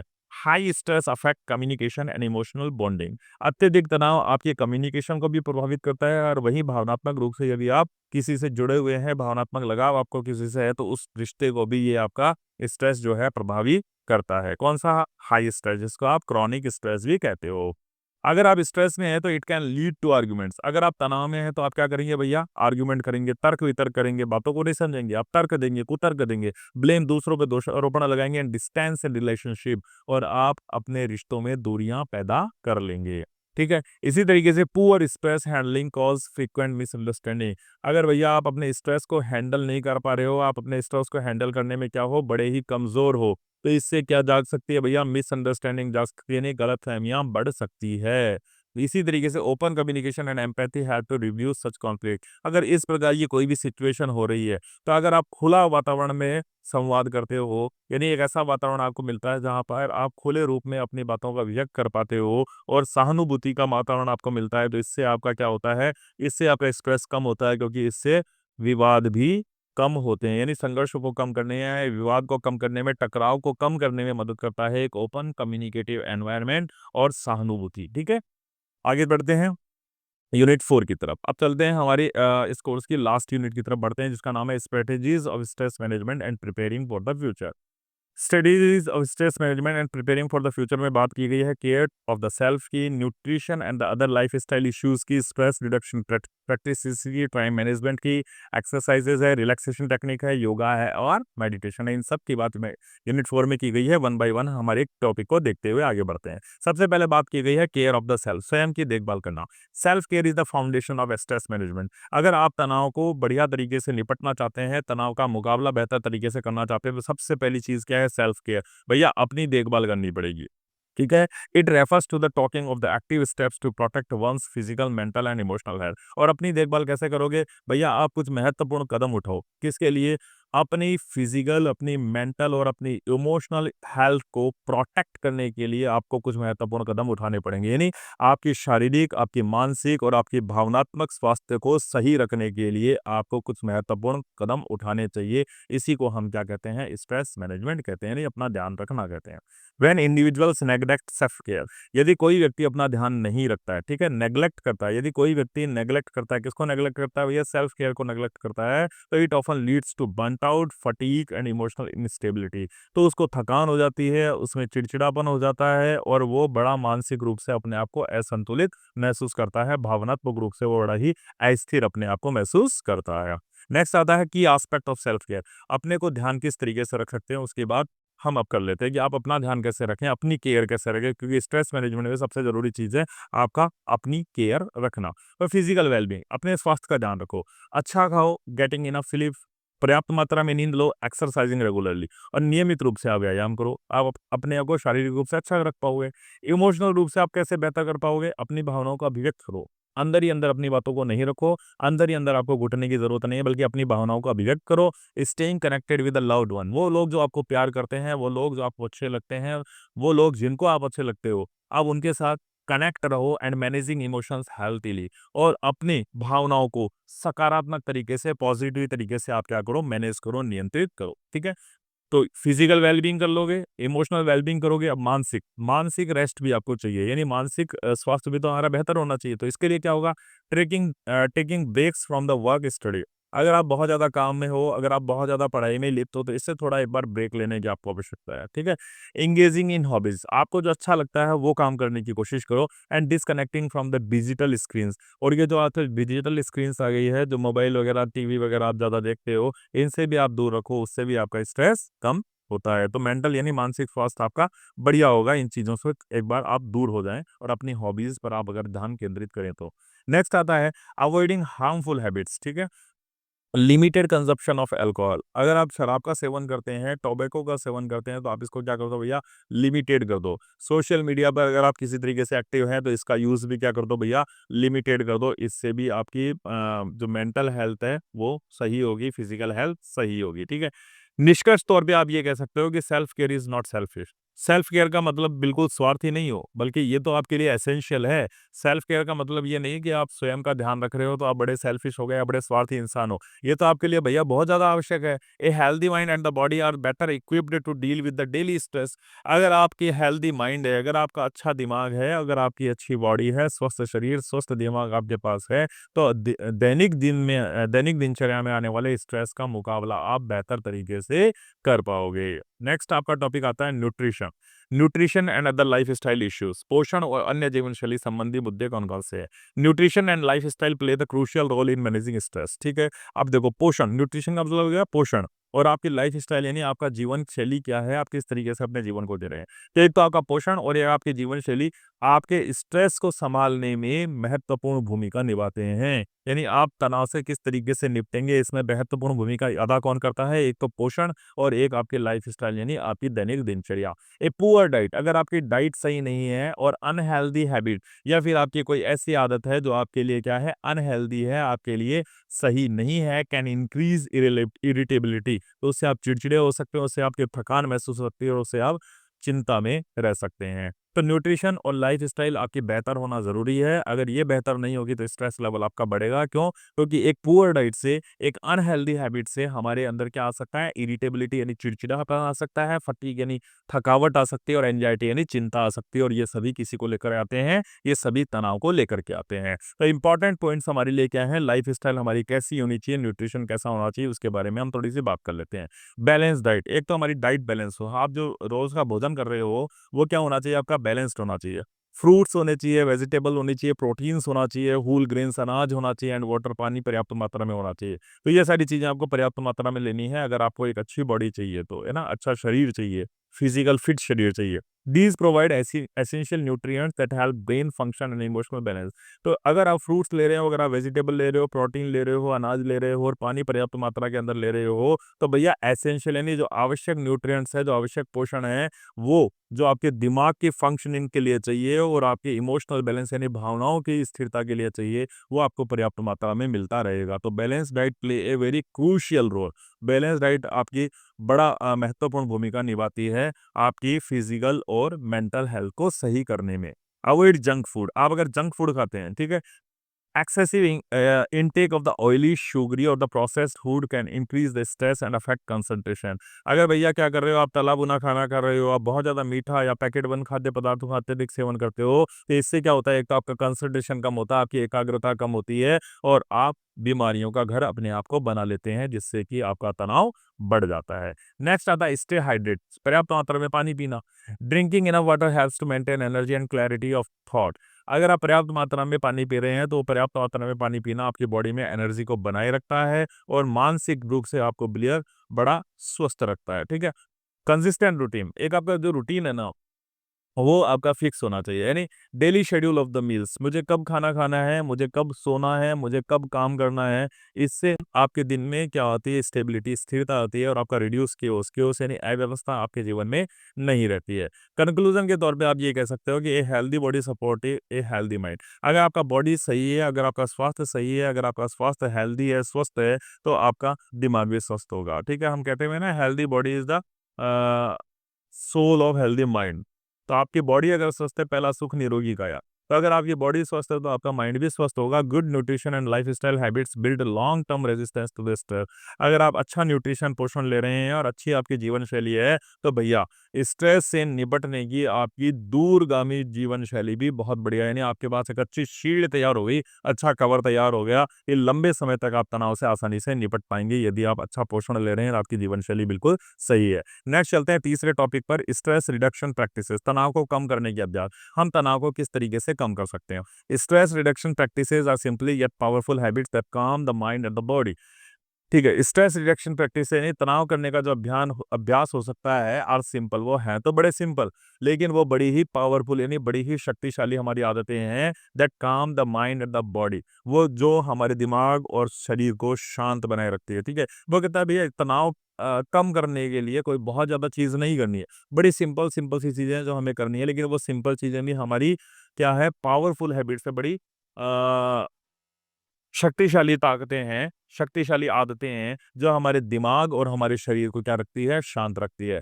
These techniques are useful in day to day life, और प्रतिदिन के जीवन में हमारे लिए ये तकनीकें बहुत ज़्यादा उपयोगी भी है, and help in controlling the emotional reaction, और हमारी भावनात्मक प्रतिक्रियाओं को नियंत्रित करने में भी ये बहुत बड़ी भूमिका अदा करती है। जैसे की टेक्निक्स कौन सी है, स्ट्रेस रिडक्शन, स्ट्रेस कम करने की, तनाव को कम करने की कौन कौन सी प्रमुख तकनीकें हैं, उनके ऊपर बात कर लेते हैं। डीप ब्रीथिंग, हम सबको पता है गहरी सांस लेनी है। Taking slow deep breaths calms the nervous system, अगर आप धीरे धीरे सांस लेते हैं, गहरी सांस अगर आप लेते हैं, तो इससे आपका तंत्रिका तंत्र क्या होता है, शांत होता है, एंड रिड्यूसिंग एंजाइटी इंस्टेंटली, और चिंता, जिस चिंता से आप गुजर रहे थे, वो चिंता का लेवल तुरंत कम हो जाता है। माइंडफुलनेस यानी सजग रहना, being present in the moment helps avoiding overthinking about the past and the future. वर्तमान में अपने आप को लिप्त करने ला, वर्तमान क्षण में जीना, वर्तमान क्षण में ध्यान केंद्रित करना आपको एक तो पास्ट के बारे में, भूतकाल के बारे में ओवरथिंकिंग करने से बचाता है, और भविष्य काल के बारे में भी ओवरथिंकिंग करने से बचाता है। नहीं, वर्तमान में जीना हमारे लिए सबसे बढ़िया होता है, माइंडफुलनेस हमें होना चाहिए। नेक्स्ट, इंगेजिंग इन हॉबीज, यदि आप अपनी हॉबीज को टाइम दे रहे हो, जैसे पेंटिंग, म्यूजिक, गार्डनिंग, रीडिंग, आपकी जो कोई भी हैबिट हो, उससे क्या होता है, distract the mind and bring Joy, आपका दिमाग एक बार के लिए क्या कर लेता है, डिस्ट्रैक्ट हो जाता है, उससे जो समस्या थी उससे आपका दिमाग हटता है, और आपके लिए वो खुशी लेकर के आता है, अगर आप अपने आप को इन्वॉल्व करते हो आपकी फेवरेट हॉबी के अंदर। हेल्दी सोशल इंटरेक्शन, अगर आप लोगों से बात करते हो, टॉकिंग द फ्रेंड्स, अपने मित्रों से बात करना, अपने फैमिली से बात करना, अपने मेंटर्स से बात करना, ठीक है, अपने मार्गदर्शक जो होते हैं, इससे क्या होता है, बिल्ड्स द इमोशनल सपोर्ट, आपको भावनात्मक सहायता मिलती है, भावनात्मक सहयोग मिलता है। ठीक है, अगर आप अपनी भावनाओं को अभिव्यक्त कर पा रहे हो, अपने दोस्तों को बता देते हो, अपनी फैमिली मेंबर्स को बता देते हो, अपने मार्गदर्शक को बताते हो, तो निश्चित रूप से आपको कोई ना कोई सॉल्यूशन उसका बताते हैं, जिससे आपको भावनात्मक सहयोग मिलता है, and reduces feeling of isolation, और अलगाव की भावना भावना जो आपके अंदर रहती है, सबसे अकेलेपन की भावना जो रहती है, वो आपके अंदर कम हो जाती है। कंक्लूजन के तौर पे आप ये कह सकते हो कि stress can't be elected eliminated completely, stress को पूरी तरीके से एलिमिनेट तो नहीं कर सकते हैं। ठीक है, स्ट्रेस तो आपके जीवन में रहेगा ही रहेगा, स्ट्रेस को आप पूरी तरीके से अपने जीवन से निकाल तो नहीं सकते, but these practices help in responding to it in a healthy and positive way. लेकिन अगर आप इन तकनीकों का इस्तेमाल कर सकते हो, इन तकनीकों का इस्तेमाल अगर आप अपने दैनिक जीवन के अंदर करते हो, तो भैया क्या होता है, help in responding to it, तनाव से आप, किस तनाव के प्रति आप कैसी प्रक्रिया दोगे, हेल्दी एंड पॉजिटिव वे, सकारात्मक रूप से और स्वस्थ रूप से आप तनाव से निपट पाएंगे। तो तनाव को पूर्णतया तो जीवन से क्या नहीं किया जा सकता, अलग नहीं किया जा सकता, लेकिन ये कुछ तकनीक जैसे हॉबीज में इन्वॉल्व रहना, मेडिटेशन करना, डीप ब्रेथ करना, अगर हम ये सारी चीजें अपनाते हैं, सोशल इंटरेक्शन हम करते हैं, तो तनाव भले ही पूरी तरीके से हमारे जीवन से ना निकले, लेकिन तनाव को प्रतिक्रिया हमारी कैसी रहेगी, तनाव से हम किस तरीके से निपटेंगे, वो रवैया हमारा सकारात्मक होगा और हेल्दी होगा। नेक्स्ट आता है टाइम मैनेजमेंट यानी समय प्रबंधन। Time management is the one of the most important skills to reduce stress and increase the productivity. देखो, हमारे जीवन में तनाव का सबसे बड़ा कारण है कि हम सही समय पर सही काम नहीं कर पाते हैं, या टाइम पे हमारे काम पूरे नहीं होते हैं। तो उसके लिए सबसे महत्वपूर्ण स्किल हमारे लिए अगर कोई है, तो वो क्या है, टाइम मैनेजमेंट करना। टाइम मैनेजमेंट से एक तो क्या होगा भैया, स्ट्रेस आपका रिड्यूस होगा, स्ट्रेस कम होगा और इंक्रीज प्रोडक्टिविटी, और आपकी उत्पादक क्षमता बढ़ जाएगी, यानी आप जो काम कर रहे हो ना वो काम आपका और भी ज्यादा बेहतर तरीके से होगा। When the time is use efficiently, अगर आप समय का सदुपयोग करोगे, समय का सही उपयोग करोगे, देयर इज लेस केओस, तो आपके जीवन में अस्त व्यस्तता नहीं रहेगी and more control over life, और आपका अपने जीवन पर नियंत्रण रहेगा। तो अगर आप टाइम मैनेजमेंट कर पा रहे हो तो आपका जीवन अस्थिर नहीं होने वाला है, आपका जीवन अव्यवस्थित नहीं होने वाला है, और आपका अपने जीवन पर पूर्ण रूप से नियंत्रण रहेगा। कुछ की स्ट्रेटजीज है कि टाइम मैनेजमेंट कैसे किया जा सकता है। तो इसके लिए सबसे पहले क्या होता है, प्रायोरिटाइज टास्क, प्राथमिकता दो अपने कामों को कि मुझे सबसे पहले काम कौन सा देना है। Complete the urgent and the important task first, जो अर्जेंट है, जो इंपॉर्टेंट टास्क है, सबसे पहले उनको कंप्लीट करो। Use methods like the Eisenhower matrix, जो एल्सोनर मैट्रिक्स जैसी तकनीक है जो टाइम मैनेजमेंट के लिए बताई गई है, इस एल्सोनर मैट्रिक्स जैसी तकनीक का आपको उपयोग करना चाहिए। सेट रियलिस्टिक गोल, ठीक है, केवल हवाई किले नहीं बनाने, ऐसे लक्ष्य नहीं देखने जहां तक आप पहुंच ही नहीं पाओ, इसलिए अपने लक्ष्यों को हमेशा क्या रखो, यथार्थवादी रखो, रियलिस्टिक रखो। अवॉइडिंग ओवर बर्डनिंग योरसेल्फ, अपने आप पर आवश्यकता से अधिक बोझ डालने की आपको जरूरत नहीं है। सेट स्मॉल अचीवेबल गोल्स, छोटे छोटे लक्ष्य बनाओ और ऐसे लक्ष्य बनाओ जिनको आप अचीव कर पाओ, जिनको आप प्राप्त कर पाओ। नेक्स्ट है अवॉइड प्रोक्रेस्टिनेशन, प्रोक्रेस्टिनेशन यानी किसी भी काम को टालो मत कि आज नहीं यार कल कर लेंगे ये। डोंट डिले टास्क, किसी काम को देरी करने की जरूरत नहीं है। Use tools like the timers और reminders to stay on track, आप टाइमर का प्रयोग करो या आप रिमाइंडर का प्रयोग करो ताकि आप सही समय पर अपने काम को पूरा कर पाओ, आपका काम ट्रैक होता रहे। फॉलो शेड्यूल, आपको शेड्यूल बनाना चाहिए, बचपन से हमें ये बात सिखाते आ रहे हैं हमारे टीचर्स भी, या हमें हमारे शेड्यूल के अकॉर्डिंग काम करना चाहिए। तो डेली प्लानर बनाने की आवश्यकता है। अगर आप स्टडी कर रहे हैं तो स्टडी के लिए आपको टाइम टेबल बनाने की आवश्यकता है। काम कर रहे हैं तो काम के लिए आपको प्लानर बनाने की आवश्यकता है। आराम कर रहे हैं तो आराम के लिए भी, मतलब आप कब काम करोगे, कब स्टडी करोगे, कब रेस्ट करोगे, ये सबका एक टाइम होना चाहिए, एक शेड्यूल होना चाहिए, और उस शेड्यूल को अगर आप फॉलो करोगे तो निश्चित रूप से ही आपके जीवन में स्ट्रेस कम होगा। तो कंक्लूजन के तौर पे हम ये कह सकते हैं कि time management not only reduce stresses but also builds confidence, discipline and efficiency. Time management ना केवल आपके जीवन से तनाव कम करता है बल्कि आपके आत्मविश्वास में भी वृद्धि करता है, आपके अनुशासन को यह बढ़ाता है, एंड एफिशिएंसी यानी आपकी कार्य क्षमता को बढ़ाने का काम भी कौन करता है, टाइम मैनेजमेंट करता है।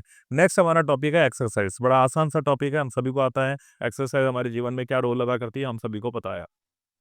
तो exercise is one of the most effective natural stress reliever. देखो, प्राकृतिक रूप से तनाव कम करने का सबसे बढ़िया साधन आपके पास क्या है, एक्सरसाइज।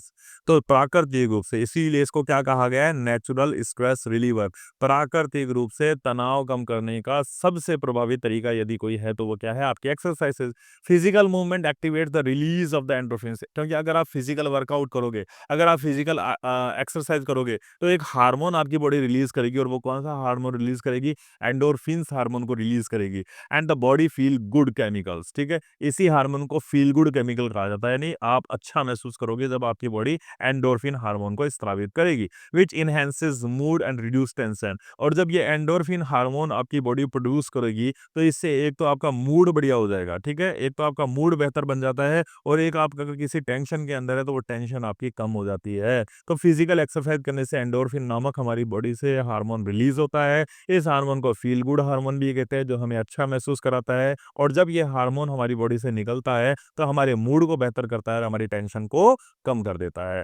बेनिफिट्स देख लेते हैं, रेगुलर एक्सरसाइज करने के बेनिफिट क्या होते हैं। एक तो बेनिफिट ये होता है एक्सरसाइज करने का कि ये हमारे मूड को बेहतर बनाती है, improves the mood. Exercise helps reduce symptoms of the depression and anxiety. अगर आप एक्सरसाइज कर रहे हैं तो भैया आप डिप्रेशन और एंजाइटी यानी निराशा और चिंता से दूर रहेंगे, कोसों दूर रहेंगे। दूसरा, बूस्ट एनर्जी। अगर आप एक्सरसाइज कर रहे हैं तो regular movement keeps the body active, आपकी बॉडी एक्टिव रहेगी और आपकी बॉडी हमेशा सक्रिय बनी रहेगी, ठीक है। नेक्स्ट आता है, नेक्स्ट एक्सरसाइज करने से क्या होता है, प्रोमोट्स बेटर स्लीप। अगर आप फिजिकल एक्सरसाइज कर रहे हैं, फिजिकल टायर्डनेस फ्रॉम एक्सरसाइज, अगर आप एक्सरसाइज कर रहे हैं और एक्सरसाइज के कारण आपको शारीरिक रूप से थकावट होती है तो इससे आपको एक तो गहरी नींद आती है और एक रेस्टफुल यानी आरामदायक नींद आती है। तो एक गहरी और आरामदायक नींद आती है आपको एक्सरसाइज करने से, क्योंकि बॉडी एक्सरसाइज की थकान से थकी हुई होती है। Next, builds discipline, a routine of daily exercise. अगर ये आप आपके जीवन में डेली एक्सरसाइज कर रहे हैं ना तो भैया ये डिसिप्लिन हो गया। इससे आपका अपने जीवन के ऊपर कंट्रोल हो गया और आप अपने जीवन को स्ट्रक्चर्ड वे में जी रहे हैं, एक नियमितता के तौर पर आपके जीवन को जी रहे हैं। रिड्यूस स्ट्रेस हार्मोन, ठीक है। अब exercise lowers the level of cortisol. अब लेवल ऑफ कोर्टिसोल, कोर्टिसोल हम सबको पता है क्या है, नेगेटिव हार्मोन है, वो हार्मोन है जो हमारे लिए स्ट्रेस लेकर के आता है। लेकिन अगर आप नियमित रूप से एक्सरसाइज कर रहे हो ना, तो आपकी बॉडी में बनने वाला जो कोर्टिसोल है वो उसका लेवल जो है बड़ा ही कम हो जाता है, लोअर हो जाता है इन द बॉडी, और इससे आप थोड़ा अच्छा महसूस कर सकते हो। तो हम शॉर्ट में कहें तो just 30 minutes of exercise daily can significantly uplift the mental health and reduce the stress level. केवल 30 मिनट अगर आप रोज व्यायाम कर लेते हैं, केवल 30 मिनट अगर आप अपने जीवन में एक्सरसाइज कर लेते हैं, तो इससे ना केवल आपका मानसिक स्वास्थ्य बेहतर होता है, ना केवल आपका मेंटल हेल्थ बेहतर होती है, बल्कि तनाव भी काफी हद तक आपके जीवन में कम हो जाता है। अब टॉपिक 6 दिया गया है रिलैक्सेशन टेक्निक्स, यानी विश्राम की तकनीकें कौन से हैं। तो relaxation techniques are the intentional practices used to reduce muscle tension and calm the nervous system. These help in mind and shift from the state to the stress to peace। जो विश्राम तकनीकें होती है, जो रिलैक्सेशन तकनीकें होती है, वो शरीर की मांसपेशियों को क्या करती है, ढीला करती है। शरीर की मांसपेशियों को ढीला करती है और हमारे नर्वस सिस्टम ने तंत्रिका तंत्र को शांत करने का काम करती है, ठीक है। These help the mind shift from state of stress to peace. अब ये जो रिलैक्सेशन टेक्निक होती है, ये हमारे माइंड को, हमारे दिमाग को शिफ्ट कर देती है, कहाँ से, स्ट्रेस यानी तनाव की स्थिति से निकालकर पीस यानी शांति की स्थिति में लेकर जाती है। तो कुछ रिलैक्सेशन टेक्निक होती है, कुछ दिमाग को शांत करने की तरीके होते हैं। उन तरीकों से हमारी मसल्स को एक तो क्या मिलता है, मसल्स तनाव मुक्त होती है, मसल्स ढीली होती है और हमारा तंत्रिका तंत्र रिलैक्स महसूस करता है, शांत महसूस करता है। ये रिलैक्सेशन टेक्निक जो होती है मदद करती है हमारे दिमाग की, काई में मदद करती है कि हमारा दिमाग शिफ्ट होता है, कहाँ से, एक स्ट्रेसफुल स्थिति से निकल करके पीसफुल स्थिति की तरफ हमारा दिमाग चला जाता है। अब देख लेते हैं कौन कौन सी रिलैक्सेशन टेक्निक होती है। देखो, सबसे पहले टेक्निक होती है, उसको हम पीएमआर कहते हैं, progressive muscle relaxation. Involved tensing and relaxing different muscle groups one by one and release tension. प्रगतिशील मांसपेशी विश्राम, जिसको हम पीएमआर कहते हैं, अलग अलग मांसपेशी समूहों को एक एक करके कसना फिर ढीला करना शामिल है ताकि तनाव निकल सके। तो धीरे धीरे अपने सारे बॉडी पार्ट्स को एक एक करके हिलाना और फिर उनको ढीला छोड़ना, इससे मांसपेशियां क्या होती है, एक एक करके कसती है, फिर ढीली होती है, इससे हमारे शरीर का तनाव कम होता है। Guided imagery, visualisation, calming scene, ठीक है। आप शांत जगहों पर चला जाओ, बीच किनारे चले जाओ, जंगलों में चले जाओ, पहाड़ियों पर चले जाओ, इससे आपको क्या मिलेगी, मेंटल पीस मिलेगी। तो एक गाइडेड इमेजरी, एक कल्पनाशील माहौल अपने आप ऊपर क्रिएट कर देना। मन में शांत दृश्यों को देखो, ठीक है, विजुअलाइज करो, आंखें बंद करो और मन के अंदर आप ऐसा महसूस करो, आप समुद्र तट पर बैठे हो, जंगल में हो, पहाड़ में हो, तो इससे भी आप क्या कर सकते हो, मानसिक शांति प्राप्त कर सकते हो। ब्रीथिंग टेक्निक, डीप गहरी सांसें लेना, धीरे धीरे सांसें लेना, रिदमिक ब्रीथिंग यानी लयबद्ध तरीके से सांसें लेना। इससे क्या होता है, हमारा दिमाग एक तो शांत होता है और हमारा फोकस यानी ध्यान केंद्रित होता है। विजुअलाइजेशन करना यानी दृश्य की कल्पना करना। मेंटली रिहर्सिंग सक्सेस और imaginative positive outcomes boost confidence reduce anxiety. सफलता या सकारात्मक परिणामों की मानसिक कल्पना आत्मविश्वास को बढ़ाती है और चिंता की को कम करती है। यानी आप दिमाग के अंदर महसूस कर लो क्या, कि मैं जो काम कर रहा हूँ उसका पॉजिटिव आउटकम यानी सही परिणाम निकलेगा, उसका सकारात्मक परिणाम निकलेगा। आप दिमाग के अंदर महसूस कर लो कि मेरे को इस काम के अंदर तो भैया सफलता मिलेगी ही मिलेगी। जब आपने दिमाग के अंदर इस तरीके की चीज़ों को महसूस कर लिया ना, तो आंतरिक रूप से आप सकारात्मक हो गए और इससे ही आपका जो एंजाइटी लेवल जो था, वो तनाव लेवल जो था, वो तो कम हो गया और आपका कॉन्फिडेंस का लेवल बूस्ट हो गया, बढ़ गया। नेक्स्ट आता है व्हेन टू प्रैक्टिस, कब करनी है आपको ये प्रैक्टिस। बिफोर स्लीप, सोने से पहले आप ये प्रैक्टिस कर सकते हो। ड्यूरिंग स्टडी ब्रेक्स, पढ़ाई बहुत ज़्यादा कर ली, थोड़ी देर पढ़ाई को छोड़ दो, तब ये प्रैक्टिस कर लो। आफ्टर स्ट्रेसफुल इवेंट, और अगर आप कोई तनाव भरा काम कर रहे हो, तो उस तनाव बड़े काम के बाद भी आप इस प्रकार की प्रैक्टिसेस कर सकते हो। कंक्लूजन के तौर पर अगर हम कहें, तो relaxation technique are powerful tools to reset the body and the mind. ये जो रिलैक्सेशन टेक्निक होती है ना, मन को दोबारा संतुलित करने का प्रभावशाली उपाय है। Practising them daily creates long term emotional balance.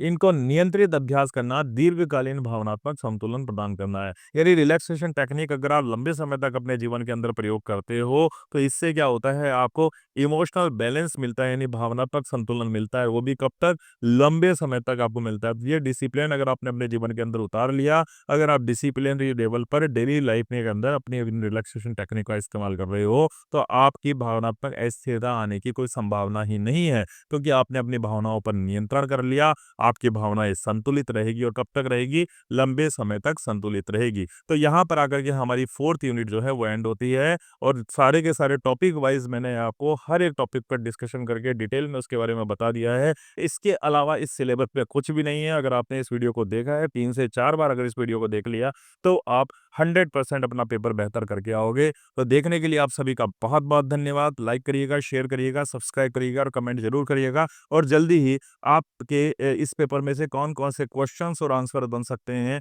उसका ये वीडियो भी आपके अपने इस चैनल पर अपलोड कर दिया जाएगा। तो सब्सक्राइब ज़रूर कर लें, ताकि आगे आने वाली वीडियो के नोटिफिकेशन आप तक पहुँचते रहें। तो लाइक करिए, शेयर करिए, सब्सक्राइब करिए और कमेंट करके ज़रूर बताइएगा कि अगला वीडियो आपको किस टॉपिक पर चाहिए। मिलते हैं जल्दी आपसे नेक्स्ट वीडियो में। तब तक के लिए bye bye, take care, see you.